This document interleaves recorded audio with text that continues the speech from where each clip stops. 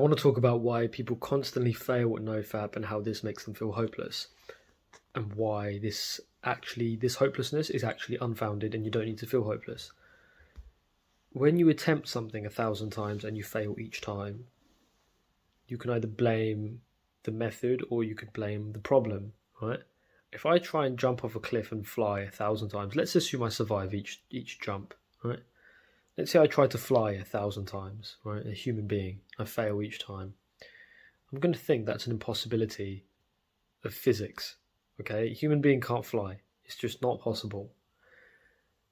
With NoFap, you're in danger of making the same logical equivalence.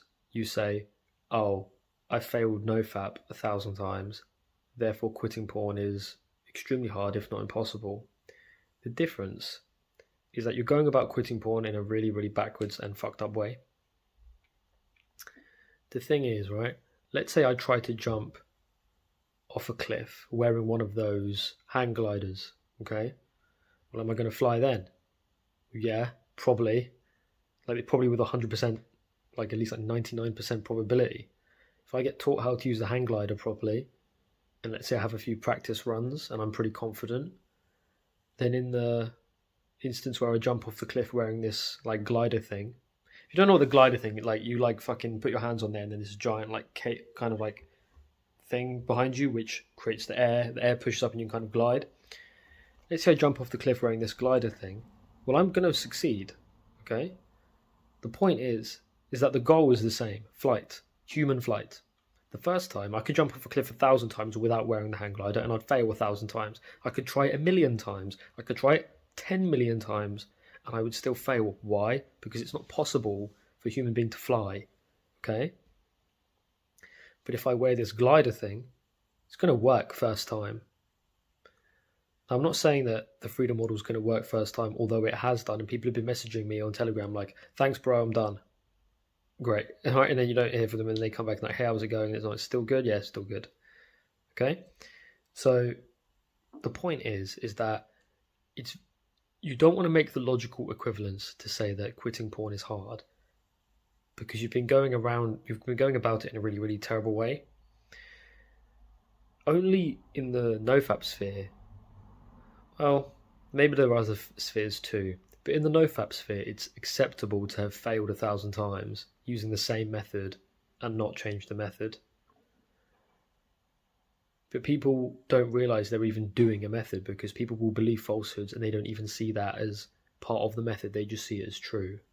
For example, if you try and quit porn by believing in the concept of addiction, by believing in dopamine, by believing in objective pleasure, by believing in its ability to relieve emotions, and then you try and use 1,000 methods, all whilst accepting those falsehoods. You try quitting porn using habits, using self-improvement, by doing cold showers, by doing push-ups, by doing mindfulness, by doing all kinds of fancy stuff.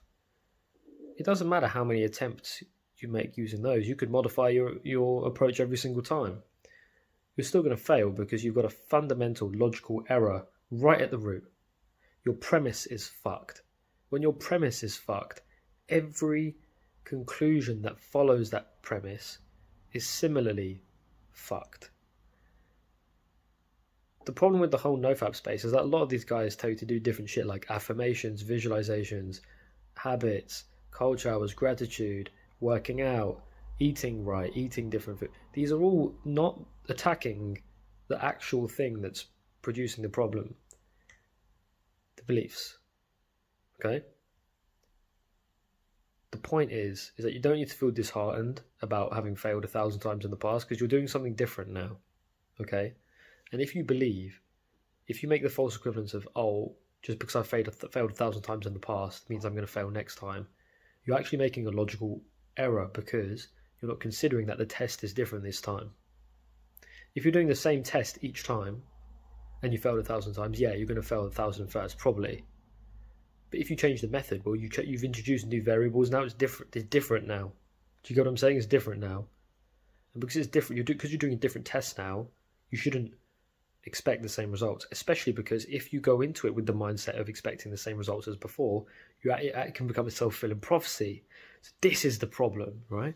When you believe, fuck man, I failed 1,000 times before, therefore quitting porn is going to be hard, then when you try this time, going into the mindset of it's going to be hard because I failed loads in the past, it will become hard. Because if you believe it's going to be hard, that belief and fucking desire go hand in hand. If I believe it's going to be really hard for me to run a marathon, almost impossible, do you think I'm going to try?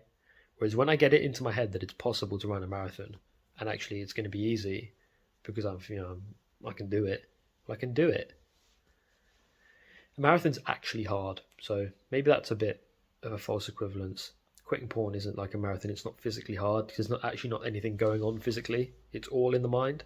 With a marathon, like running a marathon is like actually hard because there's like physical constraints. If you're not fit enough, it's going to be fucking hard. But if someone put a gun to your head, I was thinking this the other day. This is really off topic now. Perhaps I'm going on a bit of a tangent, but I'm going to go there anyway. This was about a week and a half ago. I was thinking as I was walking to the gym. If someone, let's say I didn't sleep for one night, right?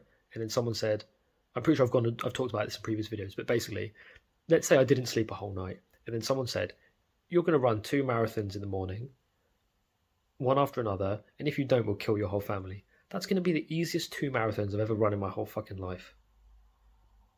There's no chance I'm not running that 2 marathons. There's 0%. Even if I break my leg, I'm still going to complete those 2 marathons. It's going to be the easiest double marathon I've ever run. I'm just going to do it. I'm going to have unlimited motivation. Because it's all in your mind. There's no such thing as willpower. It's just about how you frame things. Anyway, I'm going off topic. The point is, I want to keep this quite succinct. Like, I always do this. I always fucking bang on. Fuck that. Let's keep it on topic. The topic is, if you failed 1,000 times in the past using a shitty method, when you're going about it in a new way, in a new frame of mind, you can drop that belief that you failed 1,000 times, therefore you're going to fail this time. Why? Because you know why you failed 1,000 times in the past. You failed 1,000 times in the past because you were going about it in a way where you're believing in addiction. If you've read the Freedom Model and you understand what I'm talking about, and you're quite like learned about these sorts of videos, you'll understand that when you believe it's hard, it will be. And then if you're like, oh well, the last 1,000 times I believed it was going to be hard every single time. I believed I was making a massive sacrifice every single time. But of course you failed. It's like jumping off the cliff trying to think that it's going to be different this time. Well, it won't be if you're running the same experiment. You're not running the same experiment this time. If you have reason, you're like, oh, actually, my thoughts are just a thing that produces desire. It's literally that simple. And addiction has just complicated everything. If you go through the evidence and you realize that addiction isn't real, if you do the experiment and you realize that watching porn has no physical effect, has no mental effect if you watch it mindfully, and then you realize, fuck, could I be happier without porn? And you start to go down that path, and you realize you are happier without it, and you realize, fuck, I could live a happy porn-free life, and you start to do that, and then you think, I'm not addicted. It just works. But if the point is, there's all these fixed mindsets, and one of these fixed mindsets is quitting porn is going to be hard because I've done it loads of times in the past and I've failed. Well, the reason why you found it hard loads of times is because you were doing it in a really shitty way. And if you're convinced of that, if you don't believe me, like, read the book and come to your own conclusions. I'm not trying to like just convince you with dogma and just hope. And I know that some of you guys are desperate, and I understand that. I was desperate too for 6 years. But I don't want you to believe me. You need to come to these own conclusions by yourself. If you can't believe me blindly, it's not going to work. Just realize that just because you failed 1,000 times before, you failed 1,000 times before. Keep that analogy of the fucking cliff jumping. If you failed 1,000 times before doing something which was a shitty method, it makes sense that you'd fail. If you change the method and you start to see success, a bit of success, and then you change the method more and you go more in the freedom model direction, and you really start to buy into it, and then you realize it's actually true, then you're going to be free, and it's going to be like you've got the hang glider and you're just going to glide and glide and glide, right? And unlike the hang glider, where the hang glider eventually crashes because there's nothing propelling it forward, you aren't going to be like that. You're actually going to be propelled forward by your own want, your own desire for abstinence. Because abstinence, you realise, is happier in the short term. You're better off living that life in the short term, and it's great. I'm not here to rub it in. I want to paint more of a picture about how I suffered so much. Like, I've lived a pretty privileged upbringing. Like, I lived in the UK. I had a pretty chill childhood and stuff. Some issues, but whatever. Like, compared to people who grew up in fucking Mozambique, it's nothing. But the one problem that I did have that was seriously affecting me is this porn problem. So that's what's motivated me to make these videos. despite any judgment from friends and family. I quite frankly don't care, because there are bigger problems in this world than my own petty fucking worries. Okay, that's off topic, but regardless, I want to make it clear to you that I suffered too.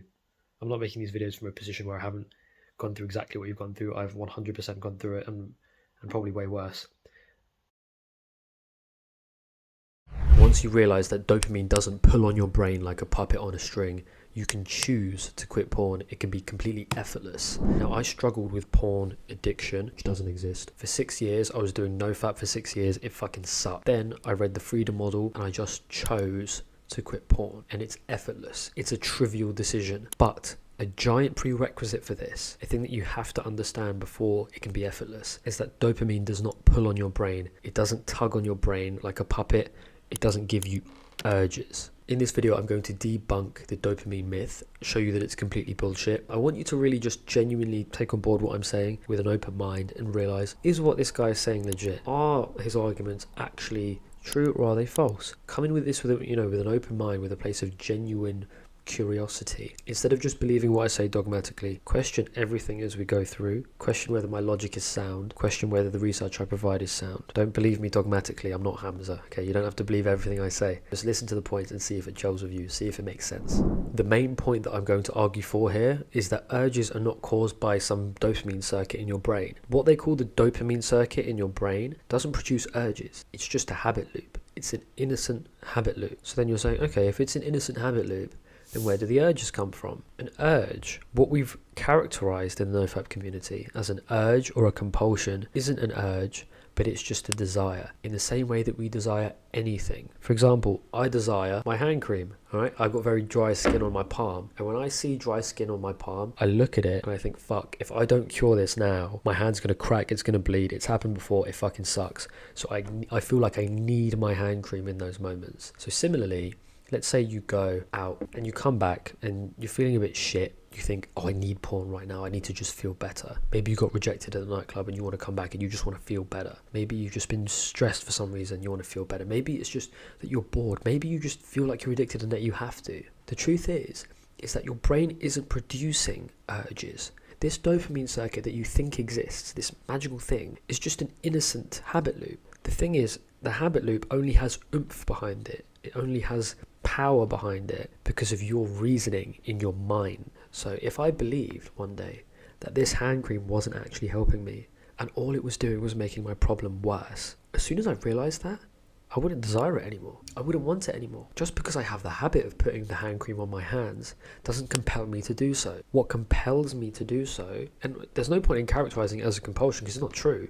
Do I have the urge to put my hand cream on? No, I want to do it. I see the problem, namely my dry skin, and then I think, fuck, where's my hand cream? And I put it on. It's the exact same thing with porn. The habit of using porn doesn't have any oomph behind it, doesn't have any weight behind it from the habit loop itself. The thing that has the weight is you, your beliefs, your reasoning. But here's the thing, here's the giant fuck up. When you believe in the myth, when you believe in the dopamine myth of porn, that becomes a very good reason to use porn. Let me paint a picture for you. You're sat at home and you've got some time and you're in your room and you know that you use porn in these moments. You've read loads of neuroscience stuff from Andrew Huberman and Hamza and all of these fancy guys. Maybe you've read Your Brain on Porn, God forbid. You now think to yourself, my dopamine circuit's going to activate. And then when you start to desire porn that little bit, you're kind of envisioning the dopamine circuit is activated, and it's going to be activated, and it's going to be hard, and it's going to be difficult. I'm going to have to urge surf, or I'm going to have to be mindful, or I'm going to have to do push-ups. I'm going to have to use porn this once, and then afterwards I'll improve my mental health, and that will make it magically be better. When you believe that it's going to be hard, when you believe that something's attacking you, that belief becomes a very good reason to just use porn. Why fight? So what's really happening is that the brain isn't the problem. Your reasoning, your the myth that you're holding in your mind is the problem. So now that you've got an idea of the point that I'm going to argue for, I'm just going to show you some research, give you some very compelling arguments that are going to prove this to you, because at the moment you're just believing me based on faith, and that isn't what I want. What I want you to do is to have some genuine curiosity and look at all the information. Read Your Brain on Porn, look at Hamza's videos, look at Andrew Huberman, but take in all the info and see which one is the actual truth here. because the truth will out. And I know that I'm right. I know that I'm right in my own head because I've experienced like effortless quitting porn. So I know I'm correct, but that isn't the point. I want you to know that you're correct from your point of view. I don't want you to believe me. I don't want you to be like, that guy's right. All hail, fuck that. You need to fucking look at the information and just consider which is right, which is wrong. So without further ado, let's get into it. I'm going to just present the arguments to you like that. So here we go. Right here on the screen, you will see 3 pictures of brains. Okay. Now this type of neuroimaging is very, very popular to prove addiction occurs in the brain, to prove that there are irreversible brain changes occurring in the brain, and that causes addiction. Here's the thing, right? As you can see, with the healthy person, they've got these kind of red splotches on their brain. With the meth abuser, these red blotches go away. After they abstain, the red blotches return. This implies the red blotches are under the non-addicted brain.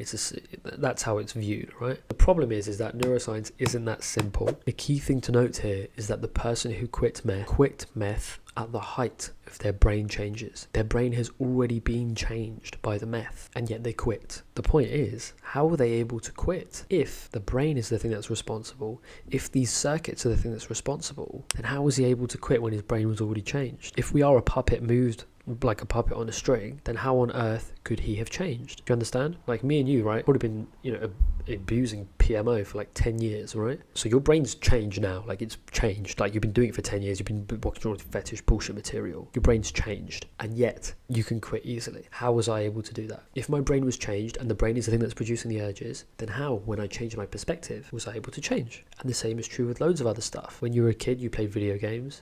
Maybe you don't play them as much anymore. If your brain was changed, we'd expect the changed brain to cause you to use more, which would change your brain more, which would cause you to use more, which would cause you to use more until you die. And this brain, we'd expect this. We'd expect your dick to literally fall off and you to not fucking be able to continue anymore, right?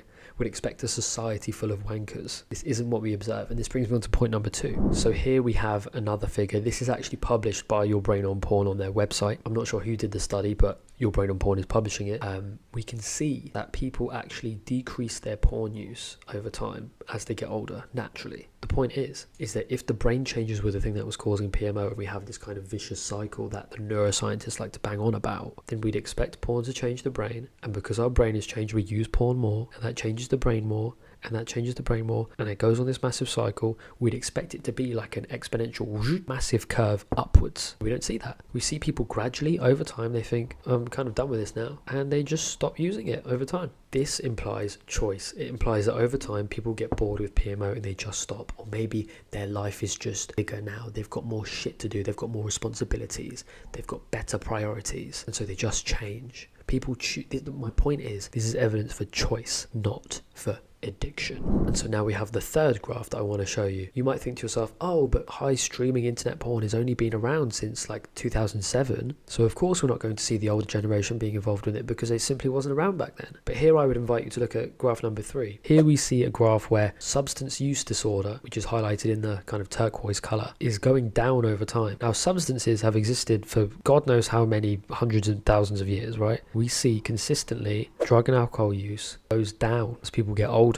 Drugs have stayed the same, so you can't make the argument that porn wasn't around in 2007, because we see an equivalence here with drugs and alcohol. People similarly just stop using it over time. Again, if the brain changes were the thing that was at fault, we would see people take cocaine. They take cocaine, so the brain changes. Because the brain changes, they want to take cocaine more. Because they want to take cocaine more, and they take cocaine more, their brain changes more, and it goes on this massive cycle. We don't see that. We see people voluntarily give it up over time. Now this is contrasted, as you can see, with heart disease and diabetes. These are actual diseases, actual, real pathologies in the body. Addiction isn't a disease. It isn't a pathology in your brain. It's just a habit loop, dude. No different to the habit of me using my hand cream, and no different to the habit of brushing your teeth. It's just that your reasoning, and I'm not blaming you, your reasoning, the myths that you've been misled by, right? You've been misled by the NOFAP community and by neuroscientists, people in authority. They've made this false argument. And when you see things differently, when your perspective changes, when you drop this myth, and when you choose to use porn, not use porn anymore, it will be easy. It's been easy for me. It'll be easy for you too. As we can see, heart disease, diabetes, they go up over time. Why? Because that's an actual cycle.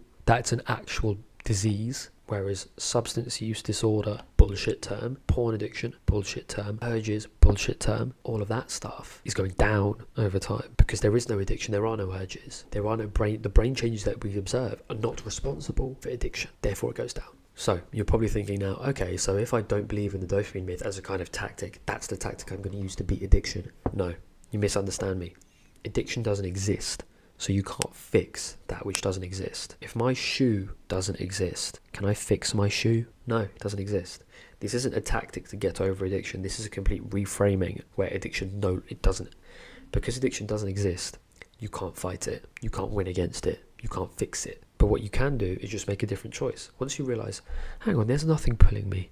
Let's be real, we have fucking free will, right? We can do whatever we want, look. There is no dopamine pulling and tugging on your brain like that. There's no, like, the habit loop circuit it's driven by reason, fundamentally. It's not driven by bullshit dopamine. Another thing that the dopamine myth does is once you believe in it, it acts as a distraction. So the real reasons why you watch porn are probably because it feels good. I believe I need it to be happy. I believe I need it for emotional relief. I believe I need it to cure boredom. I need it because I don't have a girlfriend. I need it because of addiction. There are lots of reasons why people do loads of things, right? People drink tea for many reasons. People drink tea to socialise. People drink tea because it's warm on a cold day. People drink tea because it's sweet. People drink herbal tea because it helps them with their immune system. There are lots of reasons for doing anything. And watching porn is just like anything. It's not an addiction. It's just an activity. It has no addictive quality to it. The quality of addictiveness doesn't exist in substances. It's our relationship with it that becomes problematic over time relative to what we perceive to be problematic. If I run marathons every day, is that an addiction to marathons? Is there anything addictive about marathons? No. I just see massive reason into running marathons and I believe I need to. So the point is that when you stop believing this dopamine stuff, when you stop believing in this addiction stuff, the real reasons as to why you PMO, it starts to become a bit more real. You sort of like, okay, if I'm not addicted, porn addiction is just like any other choice. Why am I doing it? And then you think to yourself, okay, I'm doing it because it feels good, and all those other reasons I just listed. And now you're in a position where you can just re-reason and re-evaluate. Do I need to keep doing this? Do I want to keep doing this? It's the same thing as anything else. When I joined university, I was hyped to study physics, right? I did physics at uni. I got to the end of my first year and I took on philosophy as well. So I did physics and philosophy. In my second year and third year of uni, I kind of fell out with the maths stuff. I didn't really enjoy the maths anymore, but I really enjoyed the philosophy. So then my focus shifted more towards philosophy. This was a natural change over time. I re-reasoned differently with my business that I started a year and a half ago. I really wanted to do it. Now I don't want to do that anymore. Now I want to do something that's more meaningful, helping you guys quit PMO and spreading the truth. So people's reasons for doing stuff changes over time. When you were 10 years old, when you were 11 years old, however old you are when you first started PMOing, at that point in time, it was probably, it's exciting, it's edgy, it's new, it's, you don't know what vagina looks like, you don't know what bouncing titties look like, and you're like, fuck, this is amazing. Is it the same anymore? When you stop believing in addiction, when you stop believing in dopamine, it becomes a bit more clear. Okay, do I really give a shit anymore? I'm a grown-ass man now. Maybe it's time to move on. Maybe I want to move on. Maybe I want new things in my life. Do I really even give a fuck? Is this thing that I've given a fuck about for so long even that important? It becomes like that. It becomes like any other decision, like choosing what you want to do at degree level, like choosing what you want, what kind of foods you want to eat, what kind of life you want to live, where you want to live, what you want to do with your time. It's just any other decision that we make on a daily basis. That's why this isn't a tactic to overcome addiction. This is a deprogramming so that you can get back to your decision making. I'm hoping that's making a lot of sense. So let's do a quick summary now. The dopamine circuits are innocent habit loops. They have no oomph behind them without our reason. Okay? Our reason is why we do them. People blame these dopamine circuits as mind controlling, when in reality, the reason and the belief in these dopamine circuits being mind controlling gives people good reason to continue doing it. In the same way that my dry hands are giving me good reason to use this hand cream. Urges aren't urges. They're genuine reasons why we see value in things. One of the reasons could be, oh, I can't stop. Oh, it's addictive. Oh, it's a craving. One of the reasons could be the pleasure. One of the reasons could be it's educational. It relieves stress, whatever. We're free to reevaluate these reasons once we stop viewing ourselves as addicted, as pulled by our brain. If these brain changes, if these habit loops were legitimately causing urges, then we would expect basically everyone to use PMO uncontrollably, because we all have the same brain. Drugs, alcohol, substances, PMO, masturbation, it's all affecting our brain. So why are we all not addicted? Because addiction doesn't exist. The The habit loops are an innocent habit loop. It's just the reasons that we give them that oomph, and those reasons come from us. So ultimately we're in control. The graphs that I showed illustrate this beautifully. People who quit meth quit at the height of their brain changes. This would not be possible if that theory was correct. We see that substance use disorder goes down over time, and we see that porn use goes down over time. We would not expect this if the brain changes were the thing that was responsible. So if you want my source material, I'm just a talking head on a screen. I'm a young guy. Look in the description. I've got the free book, The Freedom Model. That's where I got basically everything that I'm talking to you about here. And I've also got the other books that I've read, so you can read that. PMO doesn't trick your brain into thinking you're having real sex. It doesn't do that. You do that. Here's what I mean, right? I'm not having a go at you here. I'm just trying to spell it out. Pretty much, when you PMO, right, if you go into the PMO believing this is an emulation of real sex, it's just as good as real sex, or it's better than real sex, of course you're going to feel highly motivated towards it. The thing is that human beings aren't that stupid. Now, you might be like, okay, well, if PMO isn't, necessarily replicating real sex, then how do I get off to it? You get off to it because of that belief. When I look at PMO, I'm looking at it as a video on a screen that I really have no interest in because of the beliefs that I now hold. I now believe not watching PMO is better for me. I view PMO in quite a disgusting way, and I can't believe I really did it for that long. And I realise I'm much happier without it. Whereas if you view it in this inflated way, that you need it, that it's to humans as real sex is, you're just increasing the value of it. I view human beings as a lot more intelligent than the so-called NOFAPers give us credit for. The NOFAPers basically say that when you watch porn, it's like having real sex, and that's why it's so good. That's their argument. But you've got to realise that that's an argument, that's a belief. And when you hold that belief, it becomes true. You are highly motivated towards PMO, and you're going to use it, and you're going to figure out, well, why can't I stop? You can't stop because you're viewing it in such an inflated way. You're inflating the value way too much, right? It's like bulimic people, right? So anorexic girls, right? Typically young girls, they will view themselves as, oh, I'm so fat, I'm so fucking fat, I'm so fucking fat. And then when they vomit, they feel intense satisfaction from it. Imagine that. Imagine getting satisfaction from vomiting. And a lot of girls as well, they self-harm, right? So where they literally cut themselves on their forearm, yeah?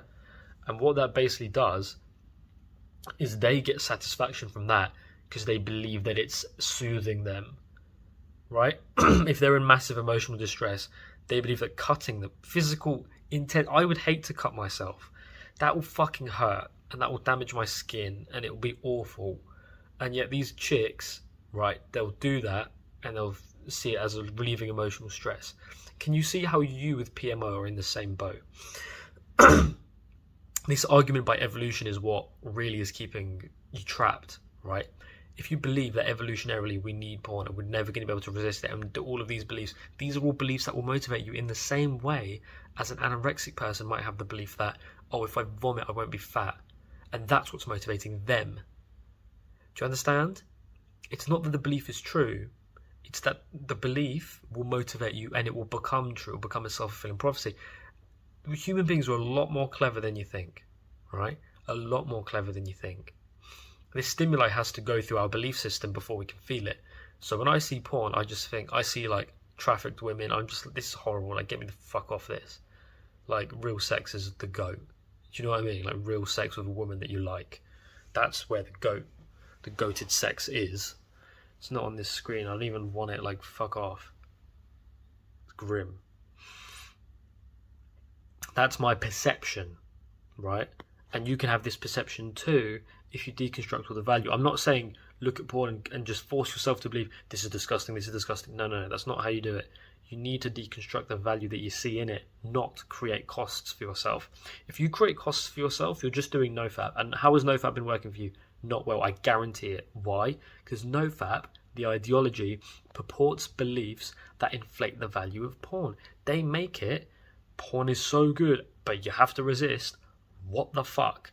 You've just created a boogeyman, and also you've made that boogeyman look like this giant disco ball of value. It's irrational. It's so fucking anti-science.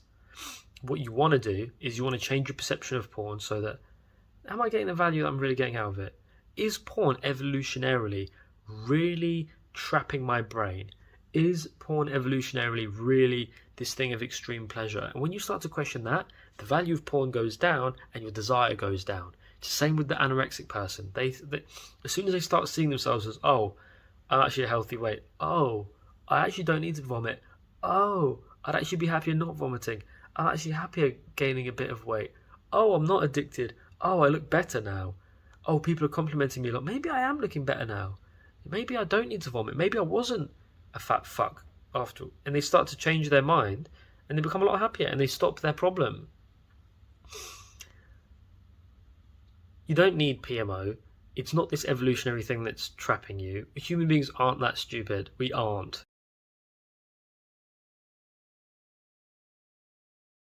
You can't be more susceptible or at risk of addiction. Addiction isn't like heart disease. If you eat loads of foods that increase the rate of heart disease, you're increasing your susceptibility of heart disease. Addiction is not a fucking disease. All it is you choosing to do the same thing over and over again because you want to. Why do you want to? Well, desire is the product of thought. I want to put my hand, see that's my hand cream there on the fucking thing. That there is a tub of my hand cream. The reason why I want that a lot of the time is because I've got dry skin on my palm. The reason why you want to PMO all the time is because you see massive value in it. You think, this is going to make me happy right now. You're choosing to PMO because you think it makes you happy. But then you're like, oh, well, it doesn't make me happy. Yeah, not in hindsight. The point is that addiction, right? Addiction doesn't exist. It's a concept. Nothing can make you more susceptible to it.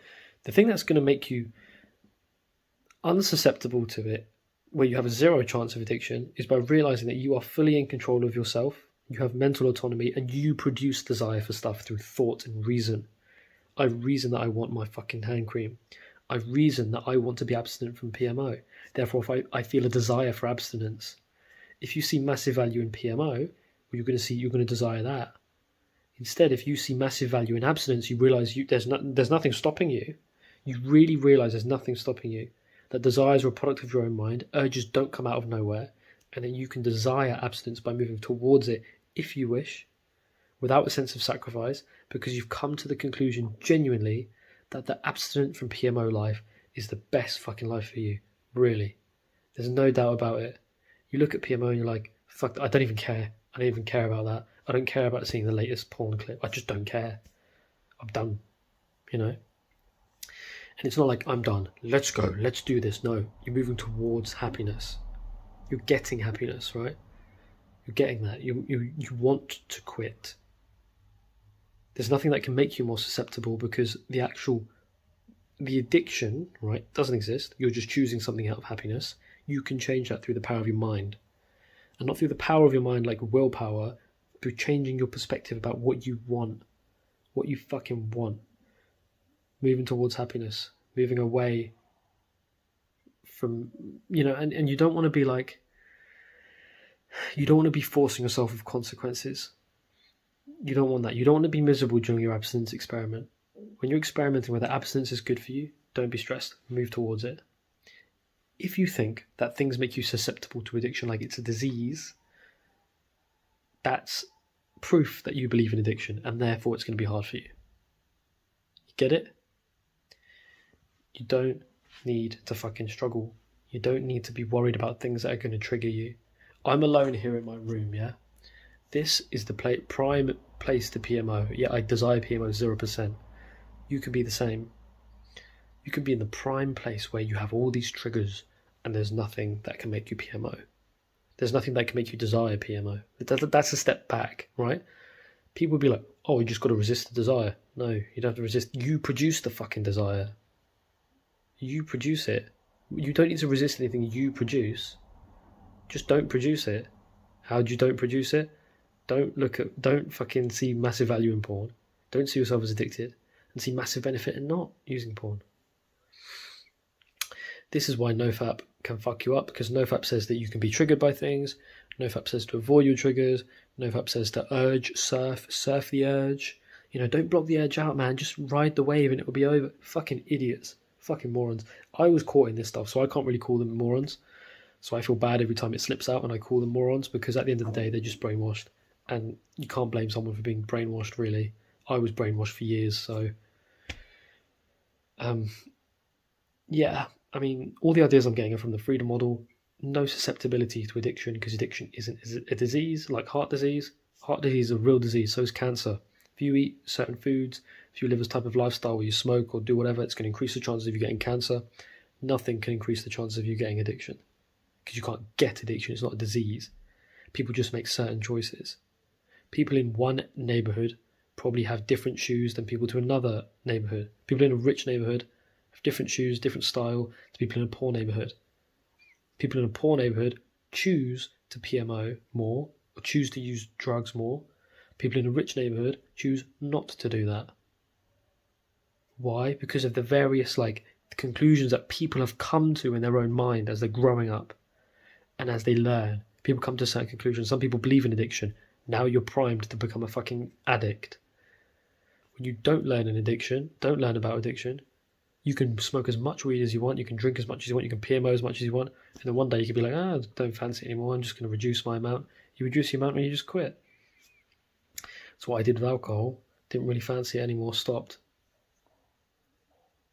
When I moved to university, I stopped playing video games because I wanted to socialise more.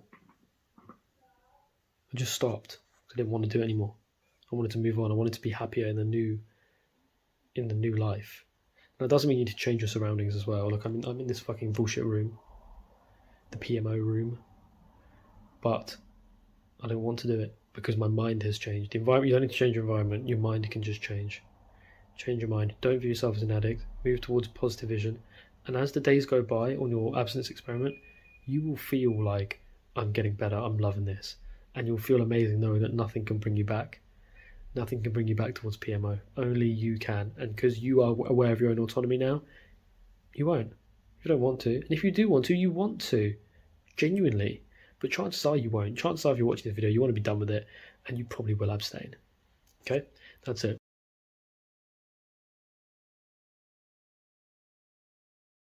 Sexual energy doesn't actually exist. It's a false concept. It's not real.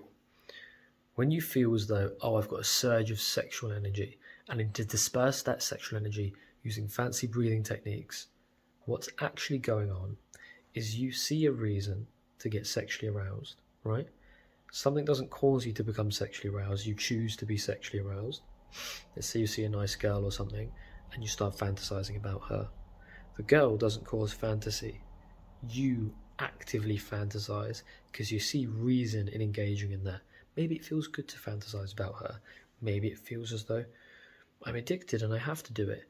You're not actually addicted, but if you believe you're addicted, it'll feel like you are, and it'll feel like you're out of control, even though you're not.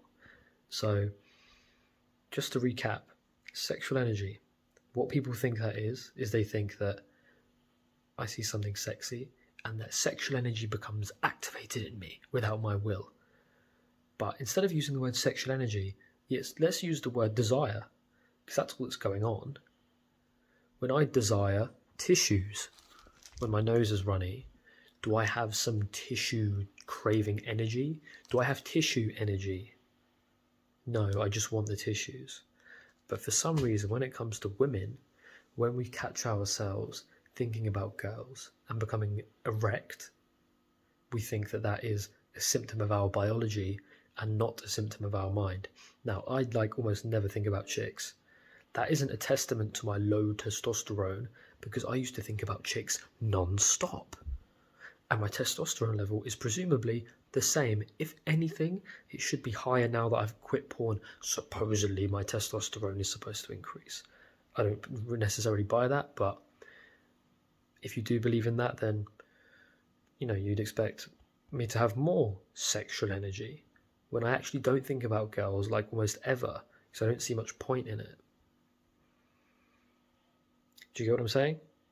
You don't have surges of sexual energy. This is some bullshit. That's some Indian Hindu shit. That's some Hindu fucking Buddhist spiritual type of shit. If you want to actually think about science and reality, think about desire, human emotion, right? if I want to write something down, if I'm like, shit, let me write something down. Pen. I desire the pen. Where's the fucking pen? Where's the pen? I need the pen. I need the pen. I need the pen. It's the same type of desire as, I want to feel good. Let me think about girls. Let me think about arse. Oh yeah, arse tits. Yeah. Pussy. It's not a surge of sexual energy. It's just an action that you choose to take. But it might feel like an addiction. It might feel like it's some sort of like pathology. It's not pathology. It's not. There's nothing malfunctioning in you. You just see reasons for doing something. It might be false. It might be a false reason, right? So here I've been having a lot of the sniffles recently, as you might be able to tell. I get them quite a lot. I bought this turmeric active taste lifestyle with ginger and orange. It cost me like £5.50 for 20 tea bags, which is a shitload. I bought that to try and cure my cold. Now, that might not cure my cold. That might fail to cure. That might be making it worse. How do I know? But my point is, when I find out, I don't need that, I'll just stop. But when it comes to porn, when it comes to masturbation, when it comes to fantasy, we blame it on our biology. We blame it to be fixed. It's not fucking biological, it's mental. And now we have all these fancy evolutionary explanations. Here's the thing. Right, so we are designed to breed, right? But it's not causal. We still have control. We still have our mind as the intermediary bridge between our environment and our emotions. So if I watch a horror movie, let's say me and a girl, right? Let's say we're watching a horror movie together. She might get extremely scared. And I had this, right? I was seeing a girl, we watched a horror movie, and we were in bed, and it was like 3 a.m, and I woke up in the middle of the night, and I looked at her, she's literally up, like sat there, like looking around with the lights on. And I'm like, why are you awake? Like, why are the lights on? And she's like, I got scared because of the movie. And I'm like, what the fuck? I found it so funny because the movie actually wasn't that. I swear to God, the movie wasn't even that scary.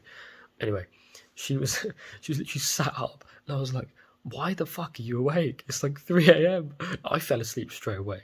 She was like, I'm scared of the movie. My point is that we both watched the same movie. We both have the biological mechanisms in our brain, the hardware, which is towards fear, right? So what I'm saying is, just like we have hardware in our brain towards sexual reproduction, we both have hardware in our brain for fear, the amygdala. But due to our differences in perception, myself and the woman's, she perceived there to be more fear in the movie, and I didn't. Let's say she believed more in the supernatural. Let's say I don't believe in the supernatural that much. When we watch the movie, she's scared because she low-key believes in the supernatural. So now late at night, at 3 a.m, she's thinking the monster might get us. The monster might get me. I'm not thinking that. I'm going to bed. I don't give a fuck. Now, there are some movies that scare me. I'm not claiming that I'm this trooper. I got pretty fucking scared of the Blair Witch Project. That was a fucking sick film. If you haven't seen that, watch that. It's a sick film. My point is, I've got sexual desire, or how would you say it? Sexual hardware in my brain. So do you. So does everyone. But not everyone gets a boner looking at fucking porn or women or adverts with sexy women on it or movies with sexy scenes in it. It's not causal like that. It's our perception. It's dependent upon our perception, right? If I see very little point in thinking about girls, I just won't do it.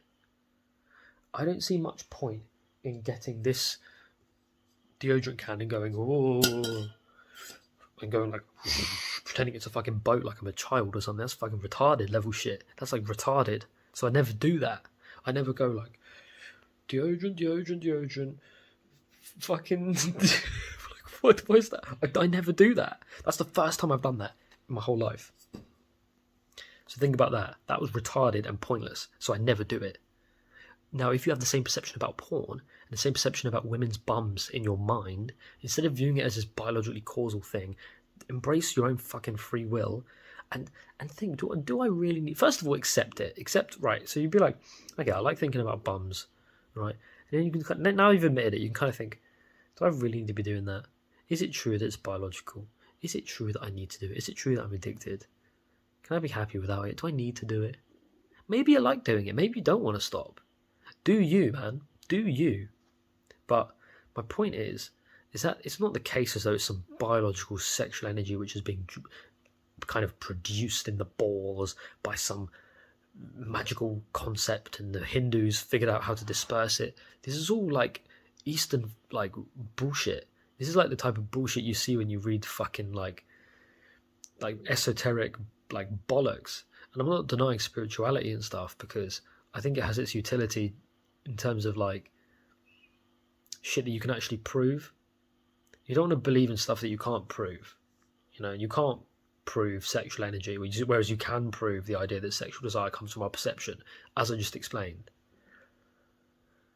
I used to really, I used to think I was incapable.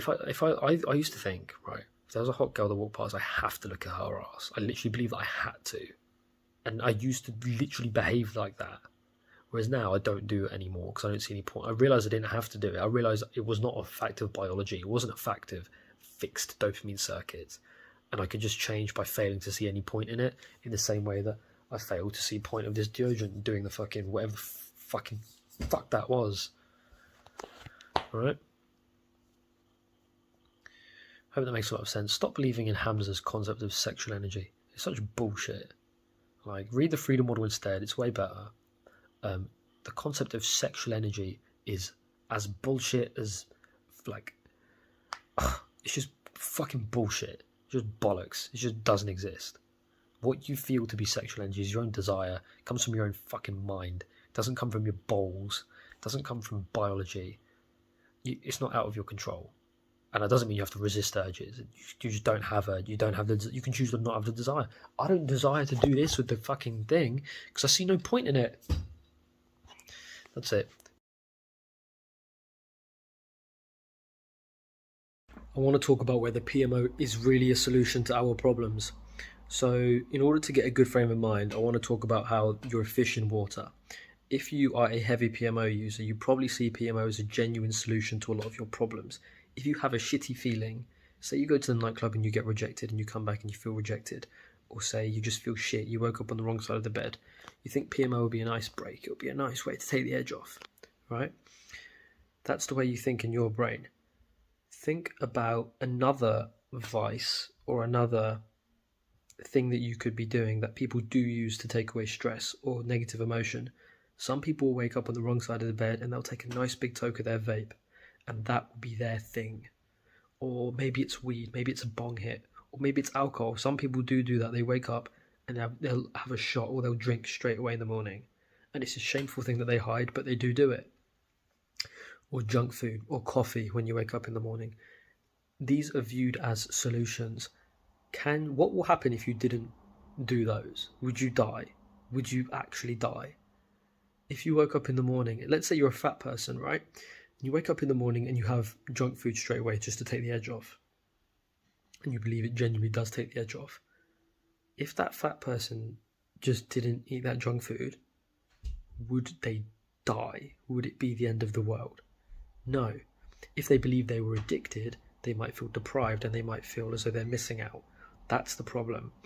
Whereas if they have an open mind as to, oh wait, I really genuinely don't need it and I might actually be a lot happier if I didn't.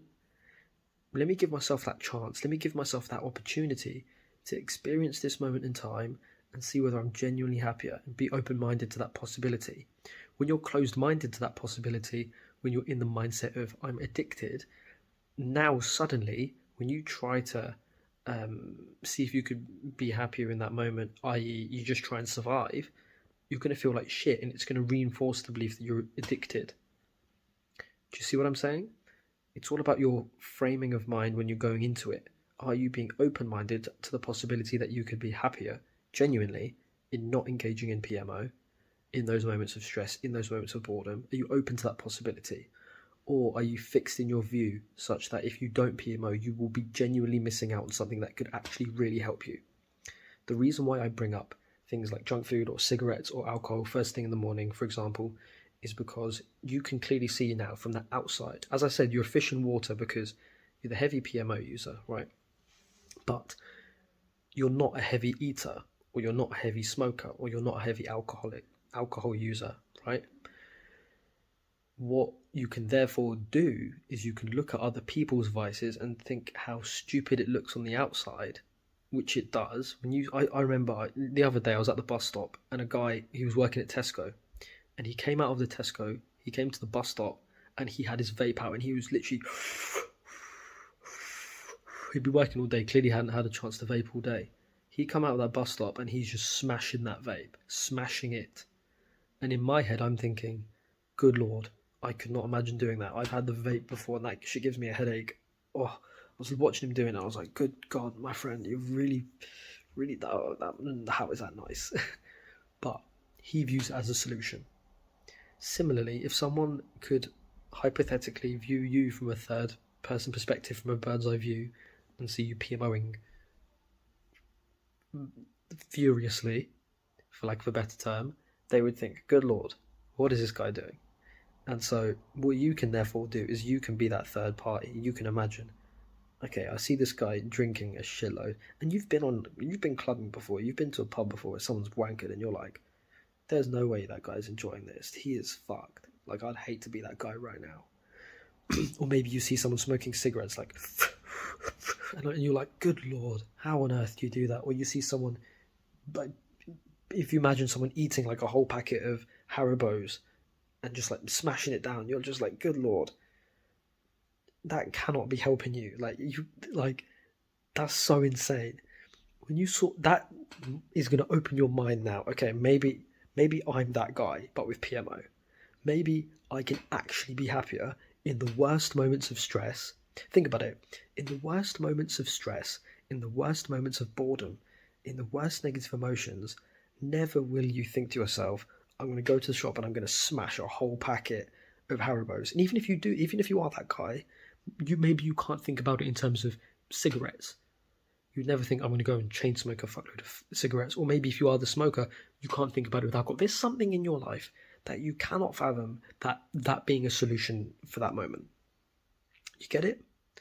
So now take that mindset and come out of your own mind and look at yourself, bird's eye view, and think, okay, well, if I'm viewing myself from the outside, is my PMO actually genuinely helping me? Could I actually be helping myself more and be happier without it? And then give yourself that chance. And when you're open-minded like that and you're like, fuck, it's going to dawn on you when you realise, when you're in your worst moment of stress and you decide, I'm not going to PMO, but I'm not going to feel deprived about it. I'm going to see if I can genuinely be happier. When you have that open-minded, positively minded mindset of, can I be good in this moment? And you find out you are, it's going to flip. That's what's going to experientially show you that those worst moments, those bad moments, are not made better by PMO. You're actually better not PMOing. Mind blown, right? So, to recap, keep in mind other people and their vices. Someone who plays video games for 12 hours. Maybe you are that video game guy. If you are, fine. Think about the alcoholic. Think about the heavy smoker. Think about the drug addict. Think about the heavy food consumer. The one thing that you cannot wrap your mind around, that you would never view as a solution, even if you're in your darkest moment. And then imagine that someone who doesn't have the PMO problem is watching you use PMO, and consider that they're right. Consider that you're wrong from the inside. And consider that the person looking at you from the third party is right from the outside. And consider that whilst you're in that dark moment and you're viewing PMO as not a solution, you could, and the possibility that you could genuinely be happier without it. This is how you're bringing yourself, instead of being a fish in water, you're now a kind of more objective viewer temporarily. And then when you experience that deep dark moment actually isn't made better by PMO and you're actually better off without it, and you can deal with it just fine, well, suddenly the thing that you once viewed as a crutch isn't exactly a crutch anymore. You're like imagine you're a man who's had crutches his whole life, or who's been in a wheelchair, who suddenly just stands up and realises he can walk. Get it? Get it? I'm going to spell this out more in the future, but I just wanted to make this a spontaneous vid. So this is all wrapped up in the freedom model stuff. read the book, because that will open you up to these types of ideas, and that you can actually be happier without PMO, in the same way that an obese guy who views food as his only solution, if he suddenly realizes it's not that big of a solution, I'm actually fine without it, that weight is going to slide off, because he's just not going to view it as a solution anymore.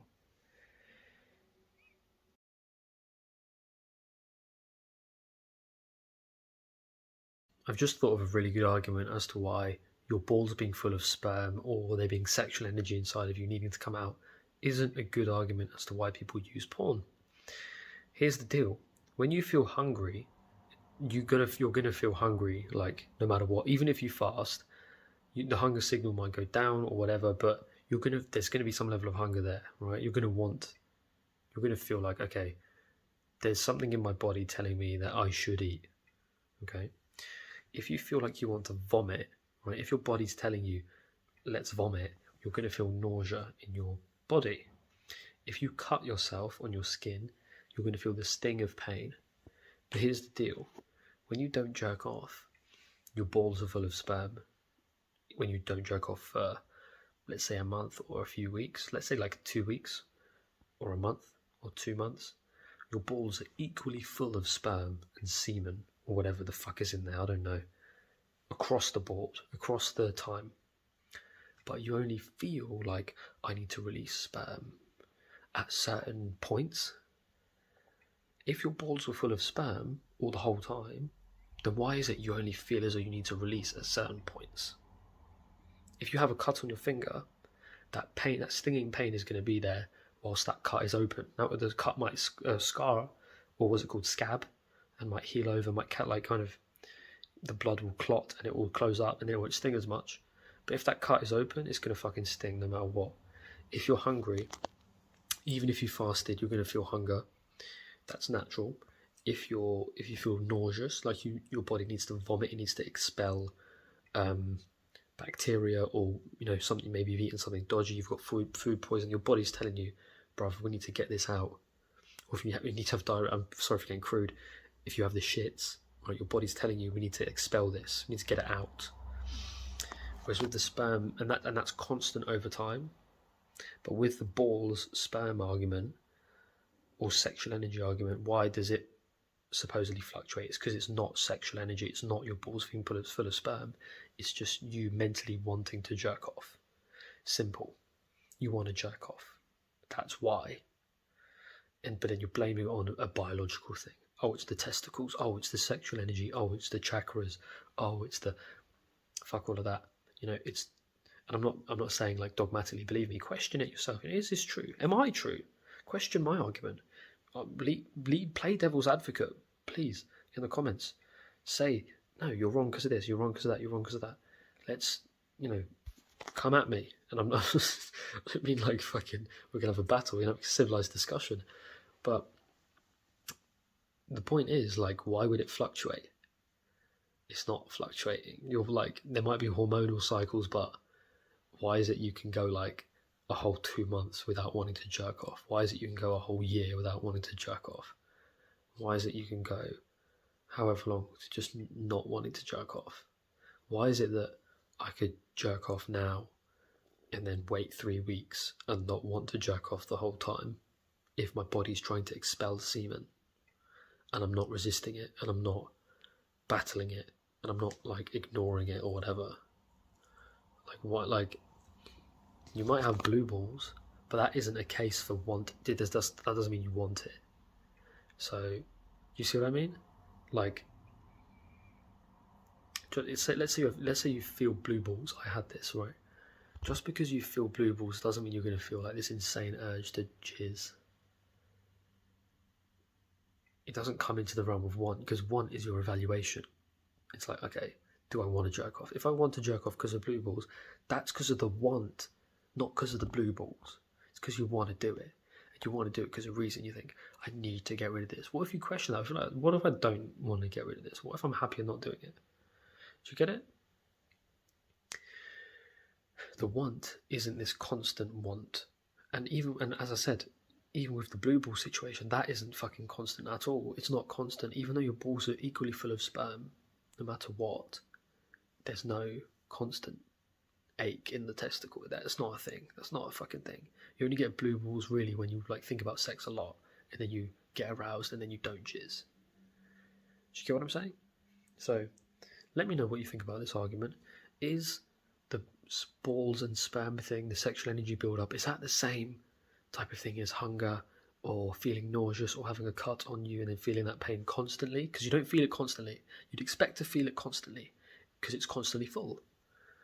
So you'd expect to feel the desire constantly, but we don't, because you can read the freedom model and you can reconsider, you can change your mind and you won't feel it. And you might come to the conclusion, I don't need it anymore. And then when you come to the conclusion, I don't need it anymore, I don't want it anymore, then you don't feel it anymore. Okay?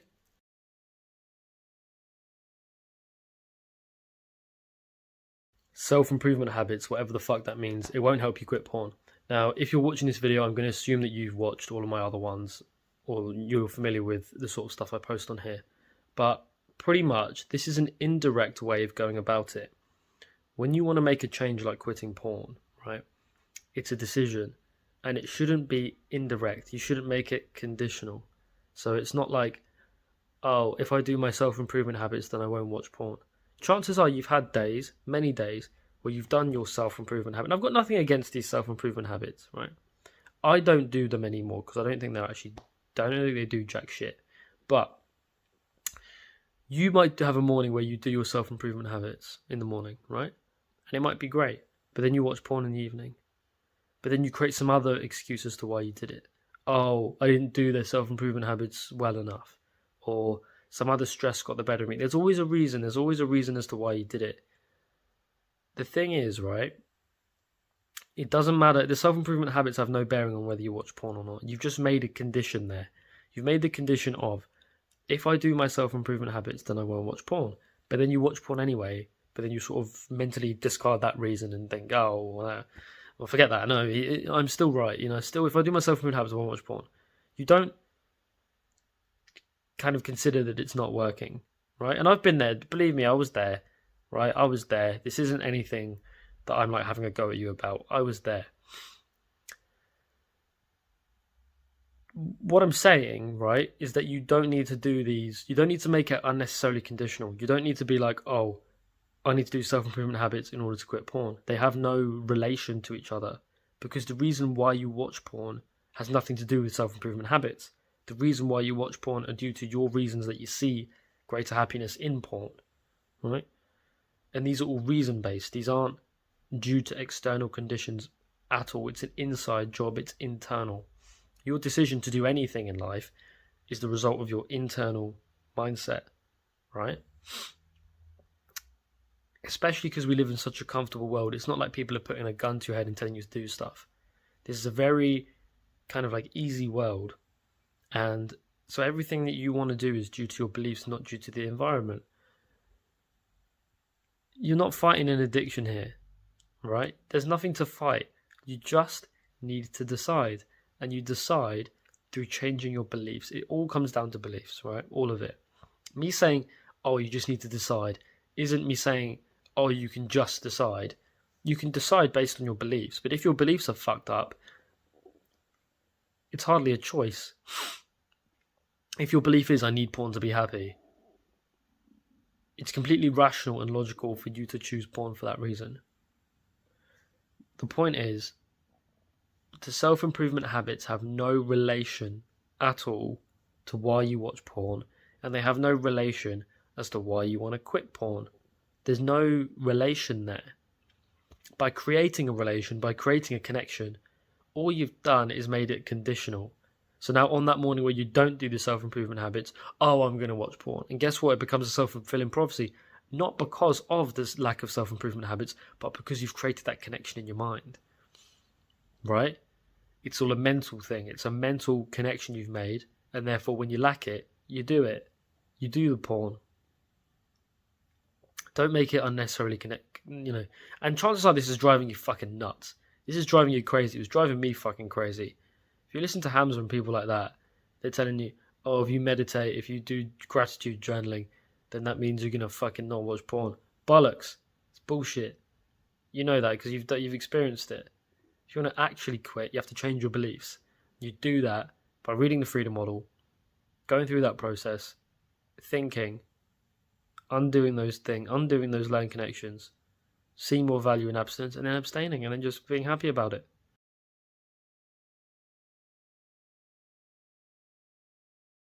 In life, you're always winning at whatever you decide to do.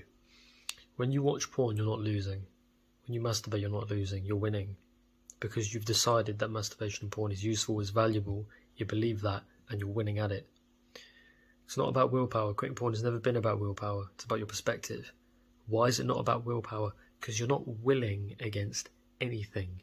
It's only you in there. It's only you in here. And so how can you fight yourself? Yeah, it's about your perception. It's about your fucking perception. There's no boogeyman of addiction in your brain. There never has been. It's always been you.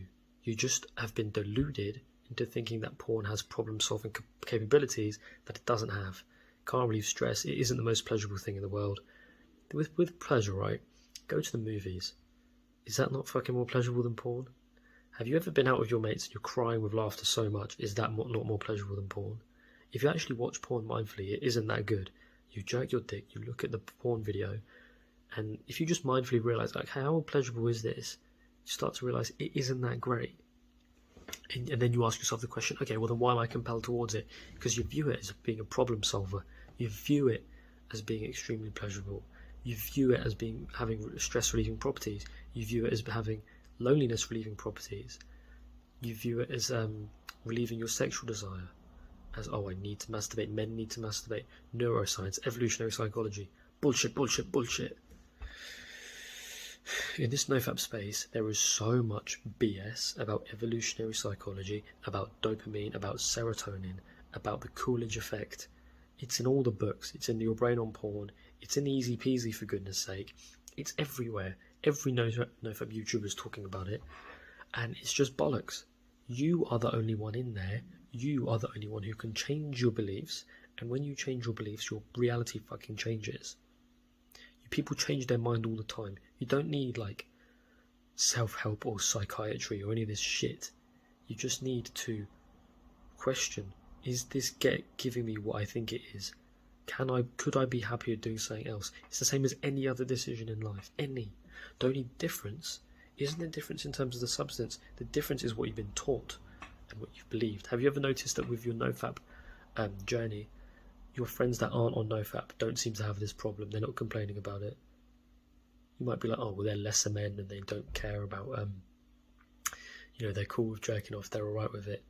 But they probably don't jerk off as much as you. They're not as a heavy user as you are. Why don't they have that problem? Because they haven't been researching fucking NoFap. Researching NoFap was the mistake. Going down this self-help rabbit hole is the fucking mistake. I think there's someone at my door. Fuck, I'm gonna go answer it, 1 sec. Okay, I'm back. Do you see what I mean though? Like, learning about this shit, brainwashing yourself with all of this neuroscience and all of these values that porn has, reinforcing that in your own mind is the problem. You've created a giant disco ball that porn is so pleasurable, it has stress relieving properties, it has lonely. It doesn't. When you realise that and you realise you're happier without it, you can move on. You don't need to fight. You don't need to use willpower. You just need to change your perception and then move in the direction which you believe to be happier. When you have a correct view of what PMO actually does, you view it in the same way you'd view cigarettes. Let's say you're a non-smoker. I view cigarettes as a mild amusement, if that. Usually I suck it in, I'm like, whatever. Chuck away the other half of it. I don't even fucking want that. I don't even want it. I don't even like it. I might do it at a nightclub because I just like want to fit in and I just want to fuck it. It's just like a fuck it. That's how you can view porn. It's just like this mild amusement. This NoFap stuff, they put so much temperature on the problem. In the forums, on the videos, they put so much temperature, so much heat on the problem. You need to abstain, otherwise this and this erectile dysfunction. They scare the fuck out of you. You don't need to be scared. You just need to figure out what you want. You need to figure out the truth about what PMO does for you. You need to figure out your happier option. You don't need to put this temperature, I must quit, fight it, fight it, fight it. You're fighting no one. You're fighting fucking no one. If you fight a ghost, how can you expect to win? It doesn't exist. You're fighting nobody. That's why you keep losing, because you're not fighting anyone. How can you win a fight that doesn't exist? You can't. It's because you're not fighting anyone. Instead, you need to decide internally. Porn doesn't really do that much for me. And then when you run that abstinence experiment and you realize how porn, you realize on an emotional level, you can see clearer. You're like, fuck, this is what I've been deluding myself with the whole time. It's like leaving a cult. It's literally like leaving a cult. Leaving the cult of NOFAP and leaving the cult of addiction. Addiction isn't real. They've been saying it's real for fucking decades, 100 years, since Bill Wilson in 1932, I think, so 90 years, something like that. And then the doctors are saying it's real. It's everyone on the internet. If you type in "is porn pleasurable?" Porn releases dopamine. Have you tried watching porn mindfully? It's whatever. It's not even fucking good. The pleasure is so subjective. You watch it and you're like, this isn't even fucking fun. Why am I doing it? When you start questioning why am I doing it, that's how you know you're watching it because of your beliefs. You're not watching it because of the thing itself. You can be honest with yourself and say, I do like it. But then you can realise, why do I like it? And you'll very quickly realise, oh, I like it because it helps me with this, this and this. Right, now you're getting somewhere.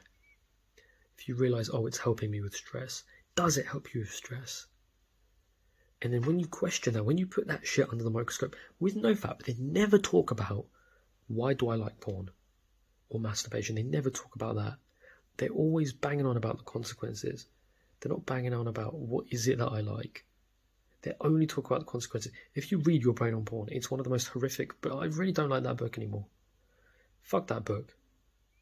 Idiotic. They only talk about the consequence. They don't talk about, like, they talk about the positives of quitting, but they don't talk about the positives of using and whether those positives really exist. If there are great benefits to quitting, right, which there are, and you quit because you're moving towards quitting, that's amazing. But they don't talk about, are the positives that I see in it real?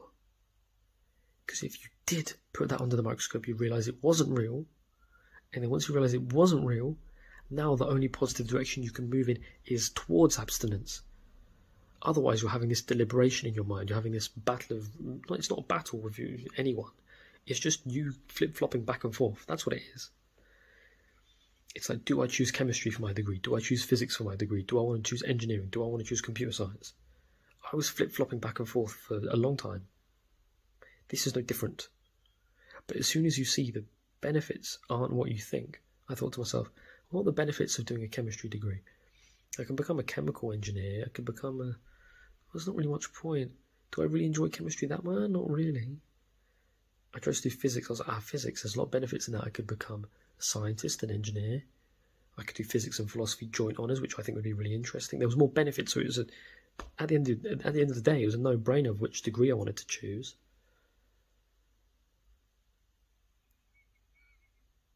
Look at the benefits of both, the benefits of abstinence and the benefits of use. Are the benefits of use legit? And are the benefits of abstinence, do you want that?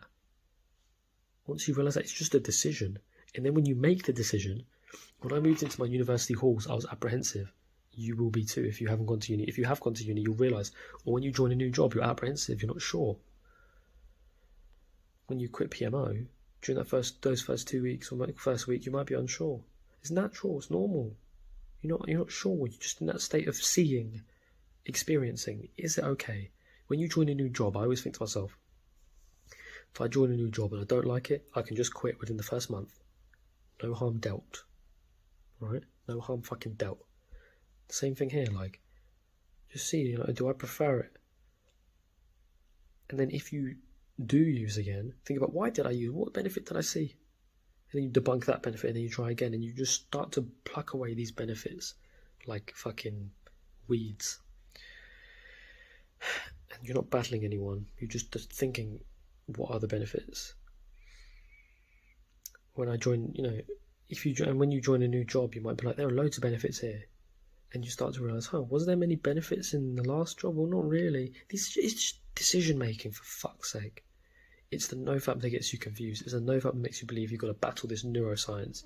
Fuck the neuroscience. It's bollocks. It's just habit loop. It doesn't even compel you at all. I'm getting angry, but this is it.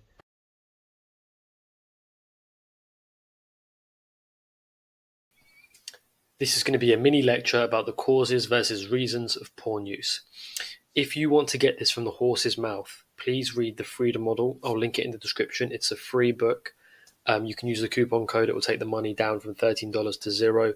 Read the whole thing. It's got a chapter on it in that book. But I'm going to give you my point of view with regard to porn addiction. The Freedom Model is a general book for all addictions. This is for porn addiction. This is the solution. This is your solution.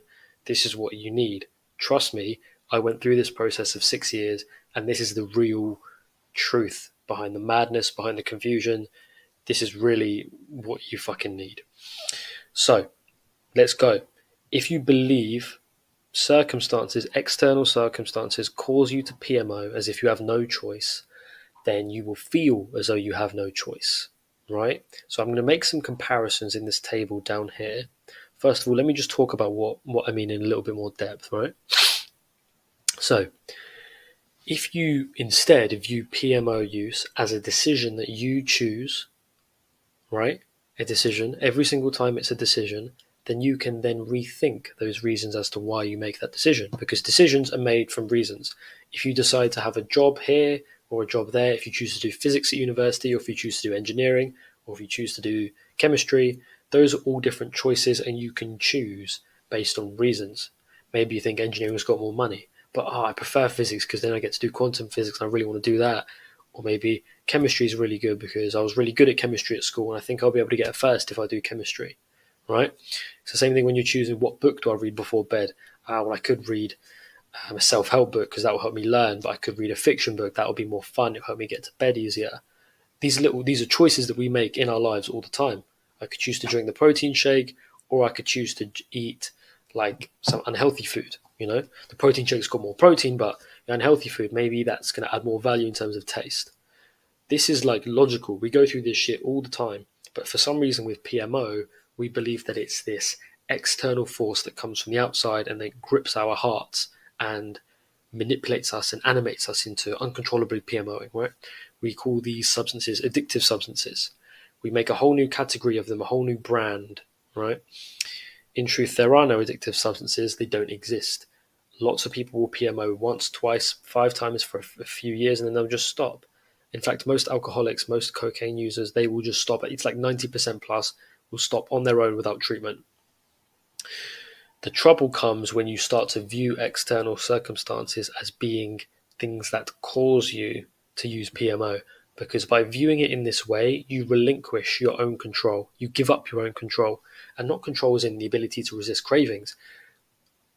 By thinking that something that you're doing isn't due to your own reason, but is due to something that's forcing your hand, you can very clearly see how you're going to feel as though you're pushed into something and that you have no choice. If someone locks you in a cage, you very clearly have no choice there. You're being forced. If someone pushes you over to the ground, you've got no choice there. They've pushed you. They've acted upon you. But with PMO, we reason every single time as to why we think PMO would be a good choice. Every single time. Yet there's this boogeyman, this creation of NOFAP. NOFAP created PMO addiction, and they're trying to get it. Now they're trying to create all these like sex addiction disorders. It's a complete fucking mess. This is just going to help you out a fuckload. You might think that PMO is an addiction because there are heavy consequences. You'd think, oh, well, I must be addicted because otherwise I would stop. Right? If there are heavy consequences to doing something and I'm not stopping, well, then maybe I am addicted, right? That seems quite logical, doesn't it? The thing is that there are also very strong reasons as to why you want to PMO. The concept of addiction locks all of this in because as soon as you believe that you're caused, you're going to feel caused, it's going to be fucking hard to stop. When you believe that you're reasoning everything through, you can then examine those reasons. Does PMO really relieve stress? Does PMO really relax me? Do I really need PMO to be happy in life? I could be happier without it. And seeing as I'm not forced, seeing as I have complete freedom, complete free will, well, I could just do it. This is what most people go through with all kinds of addictions. Anyway, I've got this nice little table here. So here are various circumstances on the left. Here are causes. This is your fixed view. This might be the view that you're holding at the moment. And then there's the reasons. This is what's actually going on, right? This is the truth. And I know this. I went through PMO, heavy PMO use for years and years and years and years. So I really know what I'm talking about when this shit happens. I've gone through it thousands of times. So circumstance, I feel like shit. If you're in this addiction view, this causal view, this fixed view, this view that something's compelling you to PMO, first of all, how can something compel you to use? You're the only one in here. There's not another entity in here. There's not more than one person in here. It's always you. It's not like someone's forcing me. If Francis Ngannou or some huge Arnold Schwarzenegger, some huge bodybuilder chose to punch me or pin me against the wall, it's fuck all I can do about that. But Arnold Schwarzenegger isn't in my own head pulling strings. I'm the only one in here. I'm the one who's reasoning every action that I do. My reasoning might be dysfunctional. It might be false, but it's still reasoning. Still me. All right? So, anyway, causal view. I feel like shit. Because this is the causal view, yeah? Because I feel like shit, that means I will PMO. Right? You feel like shit, you're like, oh, I will PMO because I'm addicted. The reasoning view is I feel like shit, and therefore I think that I should PMO in order to solve that temporarily. Because I feel like shit, PMO will make me feel good, so I'm going to PMO right now to make myself feel good. What's more logical, right? We're scared of this. We're scared of the reasoning view because that puts the burden, that puts the responsibility on us. But luckily, willpower and white knuckling isn't a factor here. Luckily, if it were, then it would be harder, but it would still be, it isn't a fucking thing. That's another topic. That's really another topic. But trust me, you don't need willpower, because think about it, right? Is if you change your reasoning, given that PMO use is the result of your reasoning, given that it's the result of your reasoning, then not PMOing is also the result of your reasoning. Do you get it? If I reason that I can have the protein shake, then I can think about my reasons again. If, let's say, I'm eating unhealthy foods, I can think to myself, what's this unhealthy food really giving me? Is it really that pleasurable? Is it really doing much for me? If I feel like it really isn't, and that the protein shake does, then I'll start drinking protein shakes. You see this all the time with fat people who change their lives, and they're not doing it because of willpower. They're not having to white knuckle it. They're like, look, man, I want to make a change. I'm not really seeing much value in the previous actions I was doing. Maybe it's worth me losing some weight. It's no different here. It's all the changes, all of the decisions, they're all the same type of thing. It's this concept of addiction that clouds it all.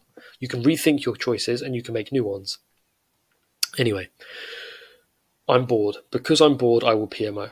You see how it's causal. Because I am bored, that means I will PMO. It means I'm compelled to PMO. That's the belief. This isn't actually true. The truth is, I'm bored and I see a PMO as a solution to that boredom, in the same way that if I'm like bored in the nighttime, I might see reading as a solution to my boredom. If I can't sleep, I might see reading as a solution that will help me drift off. If I'm stuck somewhere in town and it's late at night and all the buses have stopped, I might think, shit, all the buses have stopped. I might have to get an Uber. The Uber's going to cost me 20 quid. And I don't want to spend 20 quid. I'd much rather spend the £2 on the bus. But fuck it. I got no choice. I'm going to get the Uber here. It's the best choice. I'd rather do that than walk.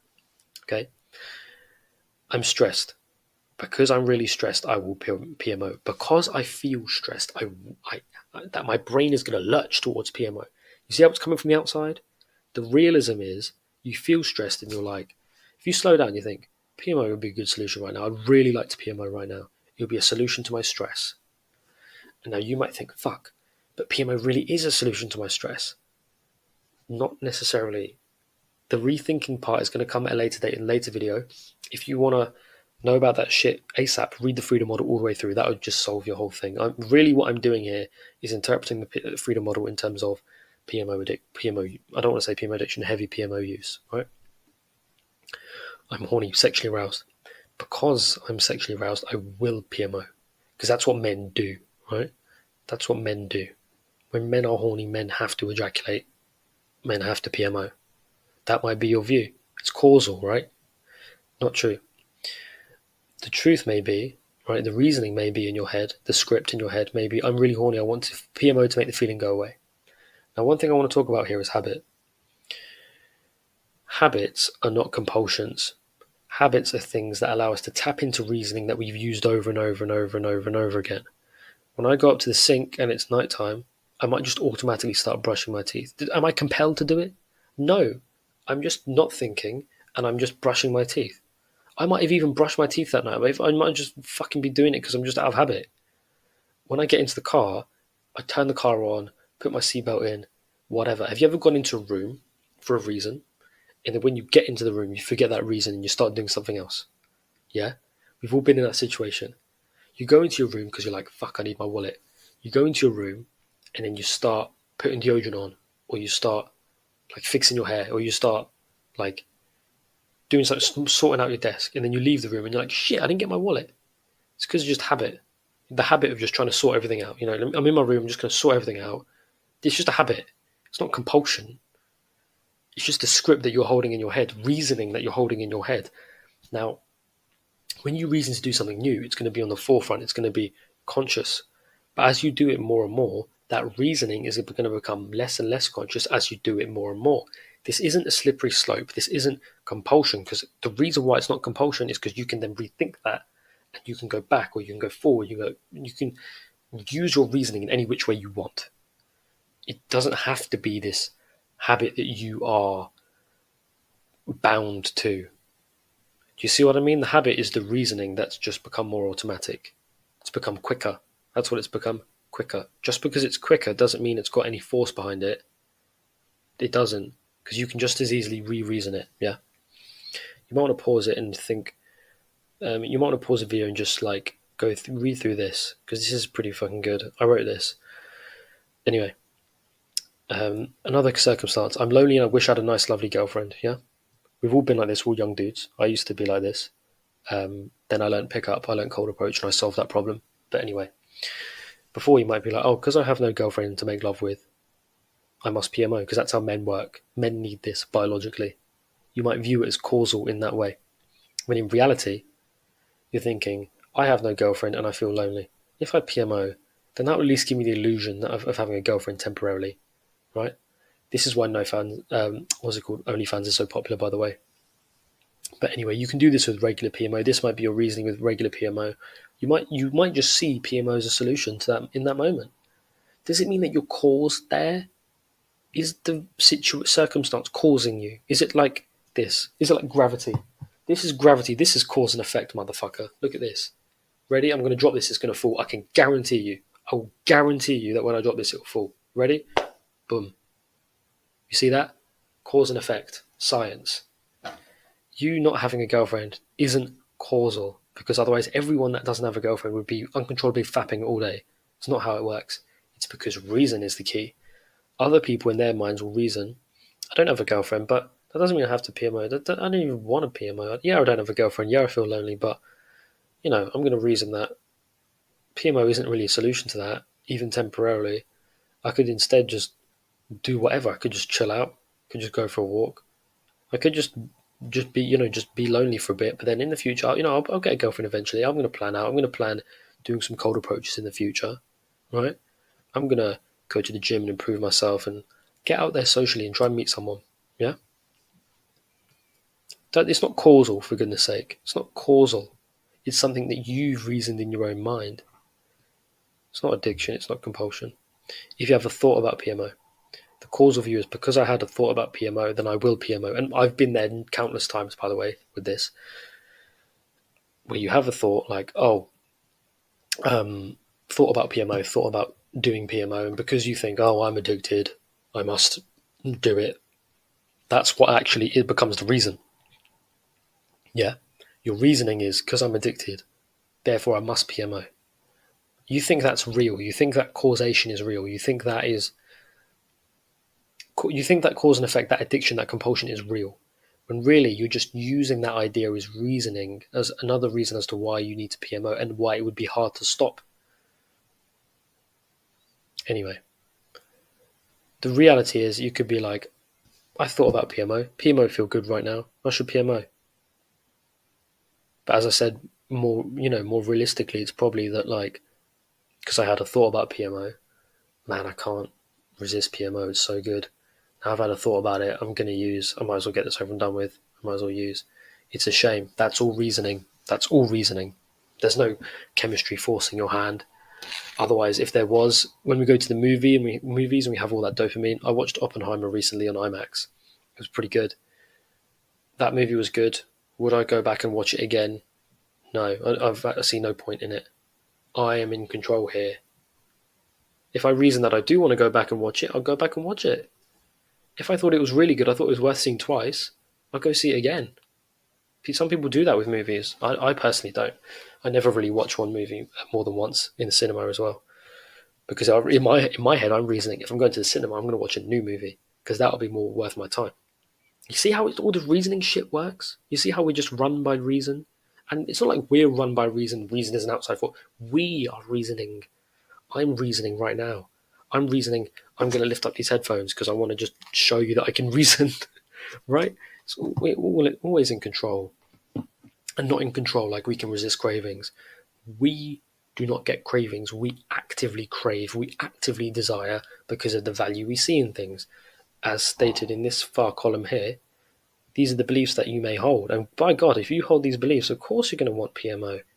If you actually believe this shit is true, of course you're going to PMO. That's a separate topic, and I'm going to go through and I'm going to debunk all of this stuff for you. But it's going to take time because I want to get it right.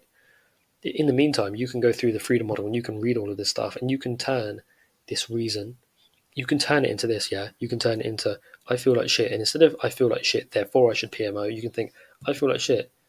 But PMO isn't going to make me, not Jamaican, make me feel better. I'd actually feel the best not PMOing and just continuing with my day. That might actually be the better option for you through your reasoning, because you just won't view PMO as a solution there. You see? You might be like, yeah, like I'm bored. I think PMO will solve that boredom. I'm bored. PMO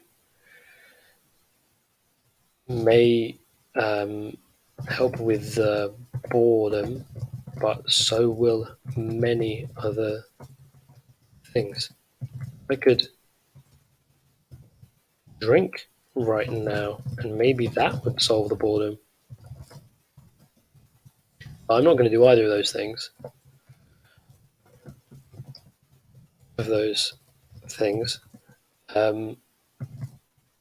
I'm just going to go for a walk and listen to an audiobook.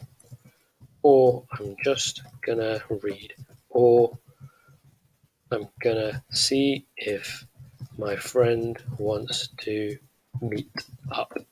PMO is a shitty solution here. I'm not compelled. I choose not to because I don't wanna, right?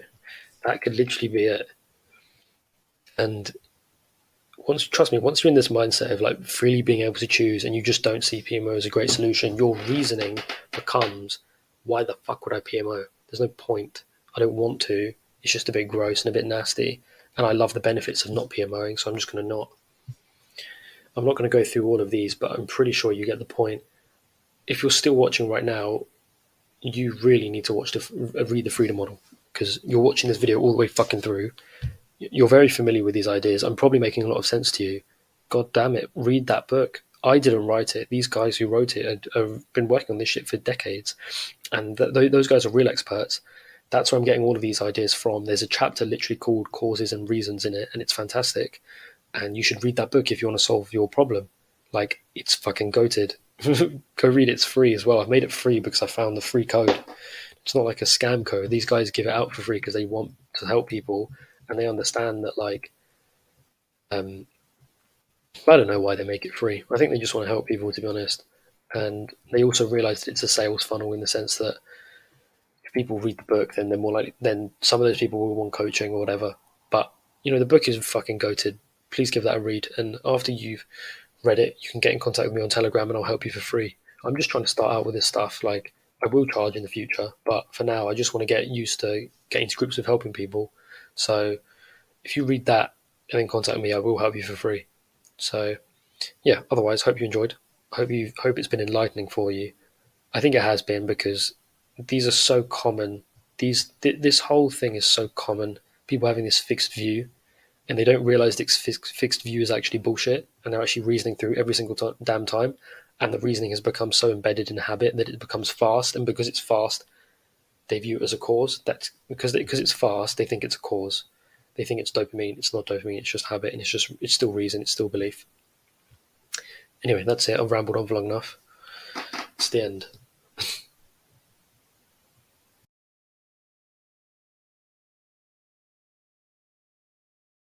Listen to this freedom model quote. As you think critically about your past attempts to quit in which it felt difficult, you might want to ask yourself whether you truly wanted to quit. Bear with me. You either felt like you had to quit, or that you were obliged to quit, or that you were cornered into quitting. In those difficult attempts, you didn't see life without substance use as the happier option, the more attractive option, than a life with substance use. This is another way of saying you didn't really want to quit. When you move forward on a quit attempt without really wanting it, then it becomes a painful struggle to resist what you actually want. This is goated. This is describing a failed NOFAP attempt. This is describing most NOFAP attempts. The reason why people fail on NOFAP is because they have to resist what they actually want to do. In other words, they have to resist urges. Why do they have to resist urges? Because all an urge is what you want to do. All an urge is what you desire to do. A desire for PMO is no more different than my desire to drink water, than my desire to wear this dressing gown because it's warm. There's no urge, it's just a desire. It's just what you want to do.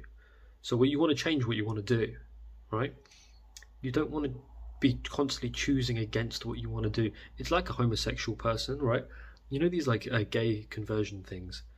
They don't actually, there's no way to turn someone from gay to not gay. There's only a way to help them like suppress what they actually want. And when you think about it, that's no way to live your life. And I'm not advocating for like pro-gay, or I have no stance or whatever. I'm keep my personal beliefs out of this. But what I am saying is that when you're constantly trying to resist what you want, it's fucked. It's a shit life. It's a miserable life. And that's the life on NoFap. That's why NoFap sucks. Because even if you succeed, it's fucking miserable. So what you want to do is you don't want to be fighting urges your whole life, because A, that's really hard. I didn't succeed, and I did it for 6 years. And also, even if you do succeed, it fucking sucks. Like, when I did have my NoFap streak, that was like 90 days, like, it just fucking sucked. It didn't bang that much. It didn't, like, hit right. That NoFap streak didn't hit right, because I was using porn blockers. I was kind of fighting my way through. Like, it sucked. It was okay. It was okay, but I kind of felt like doom was around the corner the whole time. You know, this was years ago. This was like 3 years ago. My point is, right, is that you can't like self-corner yourself into quitting. You can't self-force yourself. You don't want to force yourself against what you want. You want to change what you want, right? So instead of paddling upstream, divert the course of the river. Okay? You get it?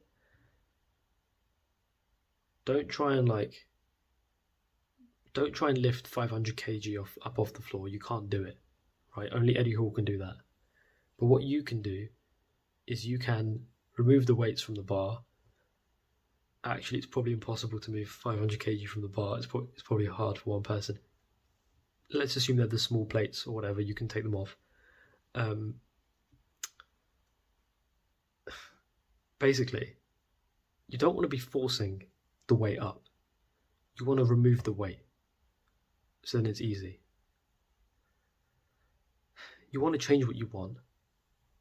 You don't want to corner yourself. If it feels like you're cornering yourself, you're doing something that's not only unsustainable, but it's miserable as fuck.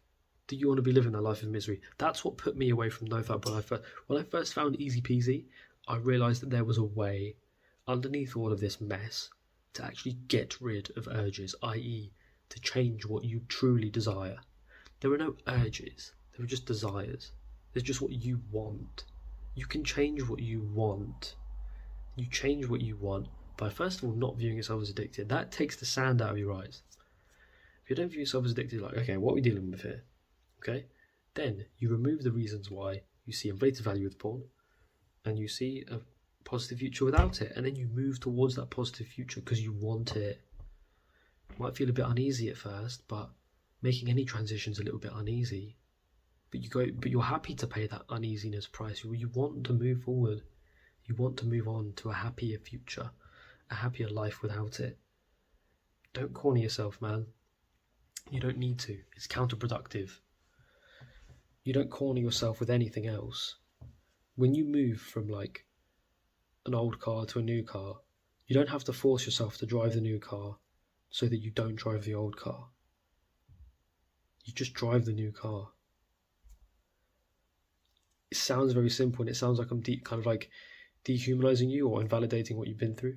I've been through fucking hell with this shit, man. This has been the worst problem in my life, like by far. And it seems quite disheartening to kind of like invalidate the fucking struggle with it, but it's so doable. Easily. It's so fucking doable. So, figure that out. Read the Freedom Model. And change your want. Don't try and act against your want. Change your want. Want better. Don't go against better. Change the want, right? Look towards positivity. You can live a positive life. You don't have to fight urges. And it's not valiant to fight urges ever. It's just dumb. It's not valiant. I used to see it as valiant, like I'm just kind of like knight in shining armor fighting against the dark, evil forces of the porn industry. Not true. This is self-created. It's an imaginary battle that's going on. It's not real. Stop it. Stop fighting and choose the happier option. Paint the happier option that you want and move towards it. Don't fight. Don't make it out to be this valiant battle either. That's it.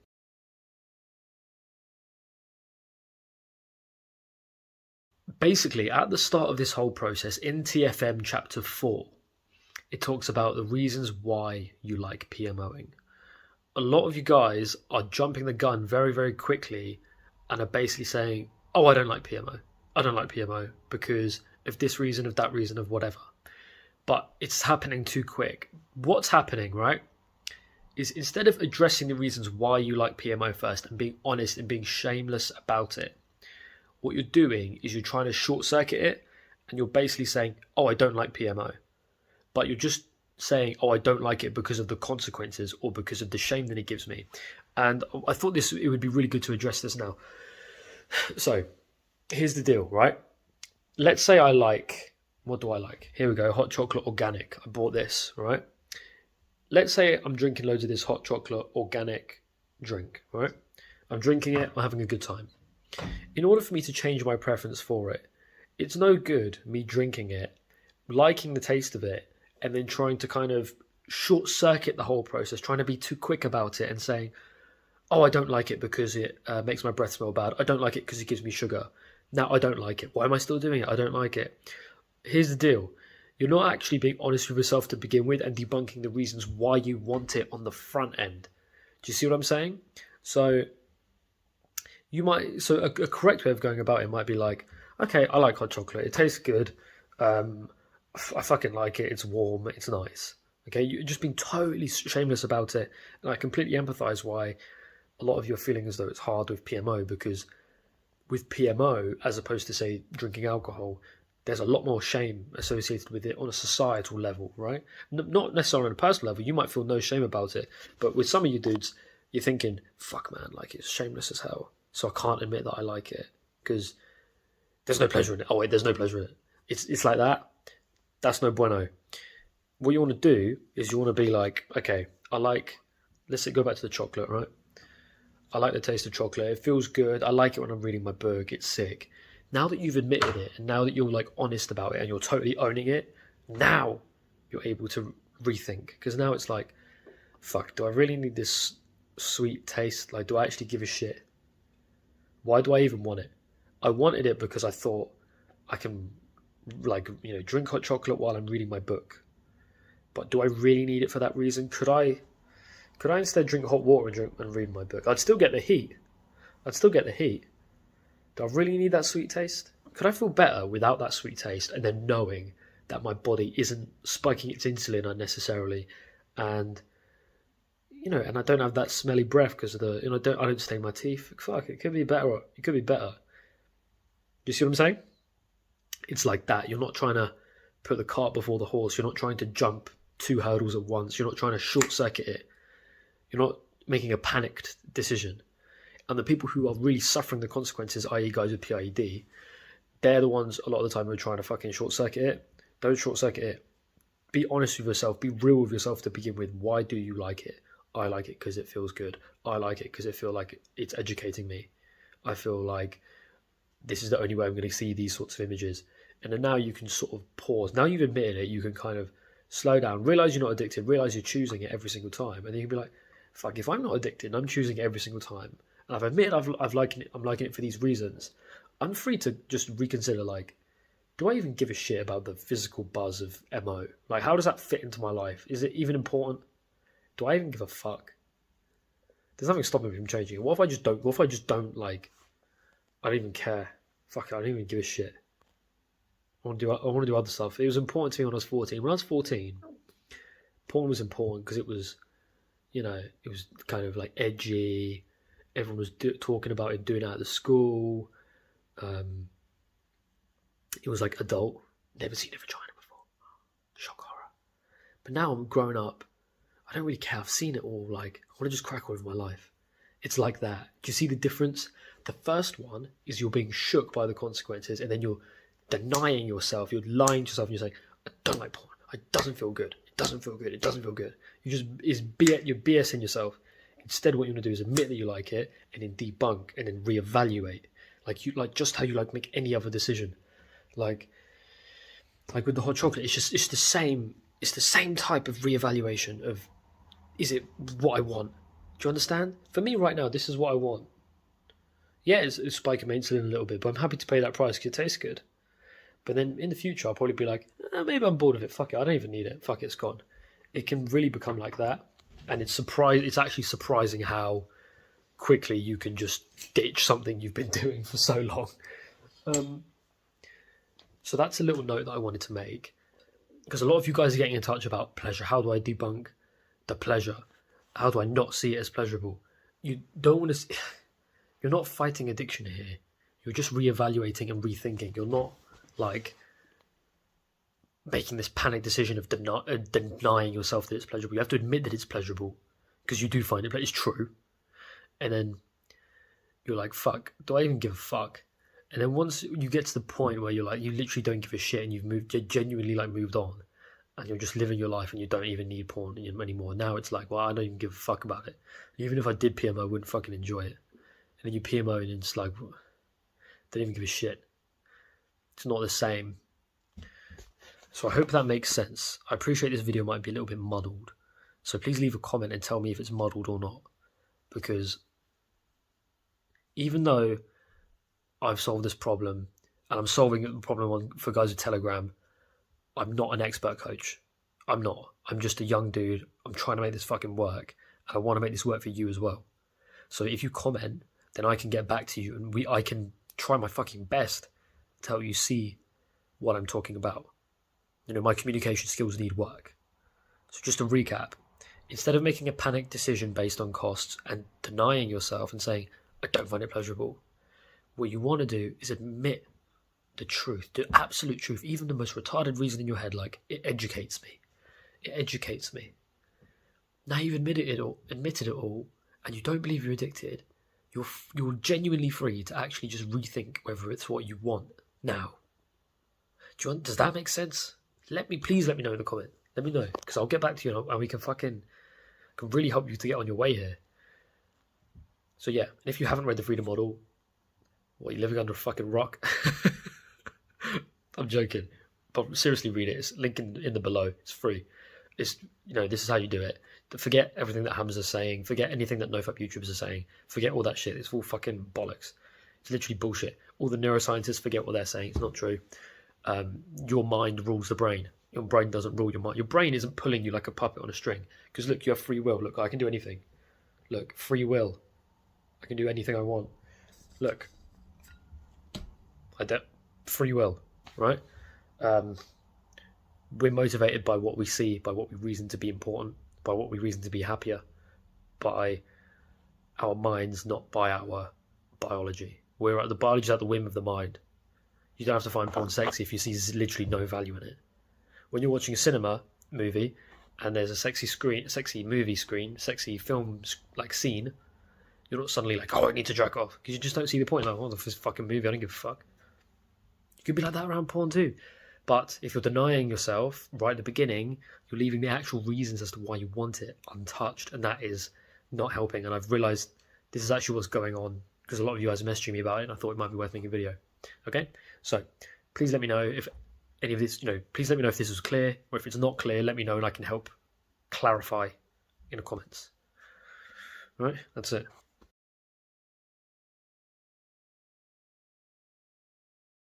So a problem that I've been finding, a guy's just messaged me now and I made a video of it spontaneously, okay? Here's the thing. What's happening, people are saying, okay, let me get this straight. You're saying that porn doesn't have any objective effects and it's just a subjective buzz on my dick. Okay, I'm going to try and believe that in order to overcome addiction. If I believe that, if I get that mindset, then I'll overcome addiction. This is completely wrong. This is not what I've intended to be the case, and I'm glad that I found out now. You don't want to copy me and try and brainwash yourself using like dogma. So let's imagine this, right? Let's say there's a religious teacher and he's at the front and he's teaching you what to believe, and you're just trying to listen and trying to believe it, and you're trying to believe it. This is bullshit. This is not how human beings work. What you want to happen, right? So I'm giving you the information. The freedom model is giving you the information. You don't want to blindly lead it dogmatically and desperately try to copy my thinking in order to overcome porn addiction. That's ridiculous, because first of all, you still believe in addiction. It's completely wrong. It's framed completely fucking wrong. And I'm not angry here. It's my fault. This is completely my fault. Basically, what you want to do, okay, is you want to take in the information and logically think about it. Is this true? Like, where's the logic? And you have to admit to yourself, like, if I ask the question, and this is what's happening on Telegram. I'll ask the question to people: do you believe in porn addiction? People are like, no. And I'm like, do you believe in external urges? No. But then when we talk more and more, they actually do believe in it. They do believe, yeah. If they're honest with themselves, they're like, yeah, I do feel these urges. I do feel that porn is like the most pleasurable thing on earth. I do feel that I'm addicted. But they're trying to copy my mentality. They're trying to like copy paste. Instead of trying to copy paste my mentality, you need to arrive at the conclusion on your own. You have to arrive at that conclusion. The conclusions that you arrive to on your own is going to be the strongest. And that's how I did it. You think logically, and this is the thing. To start with, you have to admit where you're at now. You don't want to try and short-circuit things. I made a video about short-circuiting, and this is related to that. Do you see what I'm saying? You don't want to copy-paste. You don't want to short-circuit the whole thing, and you don't want to see this as a gimmick in order to overcome addiction. Because you don't have addiction, and then me saying, oh, you don't have addiction, you don't want to be like, okay, I don't have addiction. No, fuck that. Think about the reasoning behind everything, right? When a religious teacher tells you, believe in God, you can't just be like, okay, I believe in God. No, be honest with yourself and be like, I don't believe in God. I don't fucking believe in God. And then when the religious teacher teaches you, there's some point in which you find convincing. Do you understand? You're finding something convincing about it all.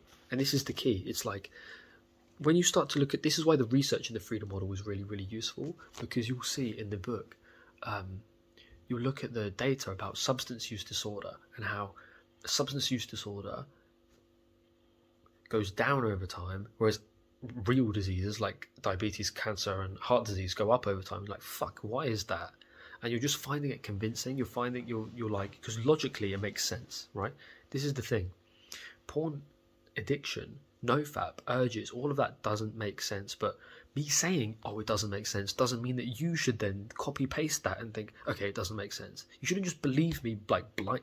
Like, if I'm telling the truth, then it should be pressure tested. This should be subject to scrutiny. Do you get it? Like, I think I take this for granted because in philosophy, I did philosophy at degree. I did physics and philosophy at degree, master's level, okay? So, I've always been very skeptical of everything. So it takes me quite a while to be convinced of something. But once I've compiled enough evidence in my mind, and it's now to the point where I can't, like, it's a very, like, skeptical mentality that I'm coming at it with. I'm like, you're wrong, you're wrong, you're wrong, you're wrong. And then with enough logic, it comes to a point where I'm like, the evidence is overwhelming, the logic is overwhelming, I believe it now, you know? And that's how it is, that's how it fucking is. It's not like, and I understand totally why people are thinking this way, because people are desperate to overcome porn addiction. People are desperate to stop using porn. And because they're desperate, they're thinking, I need to believe it, I need to believe it, I need to believe it. This is like super contrary to how people actually arrive at conclusions, you know? So, do you understand what I'm saying? I'm hoping this is resonating. If it isn't, let me know and I can clarify in the comments, or I can even make another video about it, so do let me know. Don't go into this panicked and thinking, I need to believe this to overcome porn addiction. Instead, it's like, okay, where's your logic? What are your points? Is it true? Is it true? Where's the evidence? Where's the logic in my own life? For example, let's say, okay, do you believe in urges? Let's say I'm talking to someone, coaching someone, whatever. I'm saying, okay, do you believe in porn addiction? They're like, no. And they're like, okay, if you're like totally honest with yourself, do you believe in urges? They're like, yeah, I do believe in, like, I do. It does feel like I get urges. So I'm like, okay, great. So show them the evidence about human choice and all of that stuff, and how if you believe you're addicted, that's a great reason to use porn. And he's sort of buying into it. He's like, okay, let's say time passes. He reads the freedom model, blah, blah, blah. And then I'm like, okay, can you consider how, like, you using porn is just a choice because you like porn? And again, there's honesty required here. Like, I do like jerking off to porn. Like, it's fun. I like it. Like, I do like it. I feel like I'm getting educated. I'm exploring new fetishes. Like, it feels useful. That's useful to me. I'm like, great, we're getting somewhere. Do you get it? And I do apologise. I should have made this clearer, but I couldn't have come to this conclusion if people weren't feedbacking into me with saying, oh, the guy's literally on Telegram, he said to me, like, I'm just trying to copy you. And it's like, fuck that. Do not dogmatically. And if you don't know what dogmatically means, that means, like, where you believe something based on just pure faith. This should be a conclusion that you arrive at. So you admit, okay, I like jacking off to porn. Do I see it as an urge? Well, I don't know yet. Let's see. So, okay, fine. But he's at least open to the idea of it not being an urge. Right? Do you like porn? Okay, yeah. What do you use porn for? Okay, I use it for to educate myself about new fetishes, you know. I feel like I need to learn all of this about sex, And then he can then re-reason and be like, and I'm like, okay, do you really, like, need it for that? Like, why do you need that? And he's like, oh fuck, but if I don't watch these porn videos, how am I going to stay up to date with the latest porn star that's making up videos? And then I'm like, okay, well, why do you need to stay up to date with it? And then he's like, how does that fit into your life broadly? Like, why does you staying up to date with the latest porn star, why is that important to you? And then he might be like, because otherwise I'm missing out on this insane pleasure. And then it's like, okay, are you getting that insane pleasure though? Like, are you getting that when you masturbate to it? Is it important? Are you getting that insane pleasure? And he's like, I'm getting the physical pleasure of the masturbation, and I think it's because I see value in the porn star.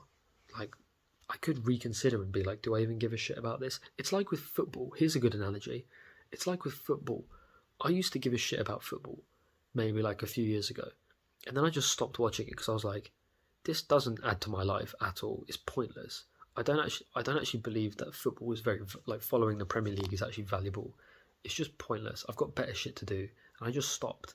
And it's the same with PMO. You could be like, fuck, do I even give a fuck? Like, what do I want with my life, like, broadly? And it's not battling. Do you see how it's not a battle here? It's like it's literally just you deciding differently. You're reevaluating. You're reconsidering. Is it that important to me? Is it important that I need to stay up to date with this porn star? If I didn't stay up to date with this porn star, what would happen? Fuck all. and now your mind is slowly opening. It's not. Do you see the difference between this as opposed to, okay, I don't believe in porn addiction. I don't believe in urges. I don't believe it's pleasurable. It's not pleasurable. It's not pleasurable. It's not pleasurable. You're like affirming it to yourself, and you're telling it to yourself, and you're drilling it into your own mind. No, this is no bueno. This is not the way. Right? This is like religious dogma. Fuck that. This is not religious dogma. This is scientific. Like, you're arriving at a conclusion through evidence and logic. Right? This freedom model stuff isn't just some esoteric bollocks that you're meant to believe in order to beat porn addiction. No, this is like actual, like, this is actually how human beings work. You know, addiction isn't a disease. There's plenty of evidence for it, and logically you can figure that out. And then as you start to figure it out, you think to yourself, okay, I don't really need porn. Okay, whatever. And you're like, fuck, I don't really need it. There's loads of benefits of not watching porn. And then maybe you go a week, and you've not gone a week without porn before, and you're like, this is cool. It's a bit like unsettled to some extent because it's outside my comfort zone. It's a little bit new. It's like going to a new school. It's a little bit, I'm stepping out of the cage I've been in for so long.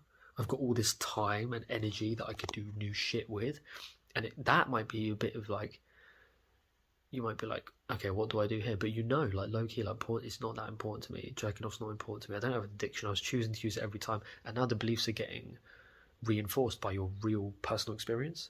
And this is actually how you became addicted. This is how you learned the concept of addiction in the first place, because you bought into the dopamine belief, and then that dopamine belief became self-fulfilling. Then you had the experience of feeling addicted, and now you really buy into the addiction because it becomes self-reinforcing. This is the same but opposite. It's like, instead of winding the thing this way, instead of going like that, we're just going like backwards and out of the cage of death, right? And there's no actual cage of death. It's just a conceptual one. I'm really hoping this is making sense. This is super important. Like, I'm probably going to I'll see how well this video is received, and I'll do some more messaging, because I want to see how many of you guys are actually stuck here. Because especially the younger guys, you're so used to following influencers blindly. This whole concept of coming to your own conclusions, actually, perhaps it's somewhat foreign to you. I don't even know. This is why I'm trying to figure it out. And as I said, this is good that I'm getting into this stuff now. Hopefully, as this video goes out, some of you will get in contact with me, and then I can make maybe an update video that's more clear and more concise, and really just explain how people come to conclusions instead of blindly believing it's a battle addiction. You see how it's completely off. It's off completely. When you learn shit, you learn, and you of your own volition. Yeah, in here, you don't believe stuff of just blind faith and just hope and desperation. It's not the way. Okay. I'm hoping this made a lot of sense. Please comment. Please message me. I really want to get this right, and this is really important, because if you're believing this blindly, man, it's not going to work. Simple. If you're believing it like it's like a religious belief, it's not going to fucking work to you, because you're just going to be flip-flapping back and forth. You're going to be indecisive as fuck. You're not even going to believe it, because your own experience of watching porn and it being pleasurable and it being important to you, the whole reasoning is going to go unaddressed. It's just going to be in your mind still. You might as well just believe in addiction. Like, you see what I mean? So yeah, let me know. Please let me know, and then we'll fucking solve this shit. And yeah, that's it.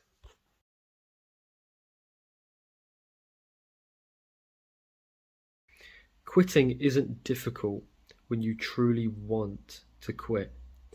Basically, when you quit using NoFap, when you try to quit using NoFap, it doesn't work because you don't want to quit. You think the porn lifestyle is ultimately what you think is best, right? If you're deeply honest with yourself and you're like, do you want to quit? If you could just keep using porn and that just be fine, would you want to? And people are like, well, yeah, like, I haven't got any other choice because quitting is shit. Quitting sucks. When you quit using NoFap, the future of you without porn isn't positive. It isn't more positive than what the porn gives you. You've got this massive inflated value of porn where you think it's the best thing on earth. You think, I can't live my life without it. And the future without porn is basically this life where you're kind of doomed to fight urges. Okay? I had this NoFap streak a few years ago, where I thought, if I just get to day 90, then the urges will go. And I got to day 90 and the urges didn't really go. I still felt kind of deprived. I still felt like I was living a half-life. Basically, when you really want to quit, it's easy. And the way you want to quit is just by seeing that positive future as just your happiest option. And the way you see that future as your happiest option, there are prerequisites for having that solid idea. First of all, you can't see inflated value in porn. Secondly, actually, let's change that around. Firstly, you can't see yourself as an addict, even 1%. You need to dispense with the concept of addiction, because otherwise, if you have this future concept of your life without porn, but that future life without porn is one where you're going to have to battle urges occasionally, that's not a good vision, because you still believe in addiction.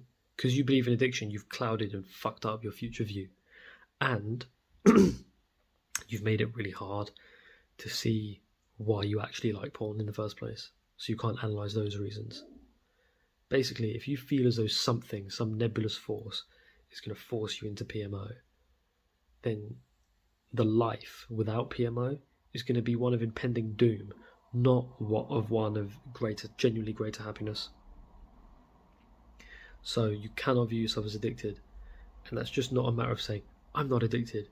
Go through the research, go through the evidence, think about which logical fallacies you've got in your head. Is it the dopamine one? Okay. Do you believe that dopamine is pulling you towards porn? If you do, by God, are you going to be motivated towards porn? If you believe there's just this force, if you believe in there's the devil pulling you, if you believe that there's any kind of force apart from yourself, if you do not believe in mental autonomy, then you open the door to deceive yourself into thinking you're addicted, and then the future that you imagine without porn isn't a happier future. It's one where you're plagued with this constant stress. And because you know that, now you feel hopeless. Why? Because the future with porn is like a shitty life, and the life with porn is a shitty life. So you're tearing your hair out and you're frustrated. Okay? Do you see is this making sense? Is this like resonating with you? Hope it is. Because basically, you want that life without PMO to just be like a goated, like sick life. And you want PMO itself to have like almost 0% value. And you want to see yourself as 0% addicted. I always bring up this concept of the tea. But let's just take the tea as an example, right? I'm drinking hot water now, no longer drinking peppermint tea, because I've been convinced that it's not good for you. Okay, fair. Do I believe I was addicted to peppermint tea? No. Do I see much value in peppermint tea in my current state? No. Do I see my happiest option as drinking hot water instead? Yes. So I effortlessly make that change because I want to make that change. Okay? That word want is fucking key. Like, most people begrudgingly make the change to quit PMO. They do it begrudgingly. What that means is they're like reluctant to do it. There's this sense of, I've got to do it. You don't want that. You want, yes, I can make this change. I can get somewhere. Come on, let's do it. There's nothing stopping me. There's nothing fucking stopping me. That's what it's kind of like.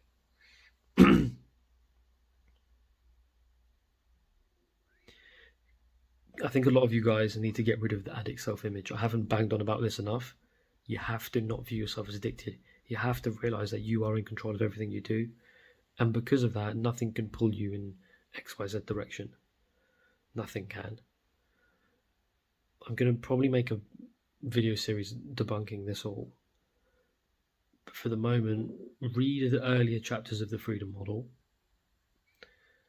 Go through and figure out how to want the change. And the precursor to that, as I've said, is not believing in addiction, not even 1%. Believing in your 100% mental autonomy, your 100% free will. Your free will to choose and then paint that compelling, cool, happier life, PMO free. And then look back at PMO and think, is it that fucking important? Do I actually give a fuck? No. So fuck it.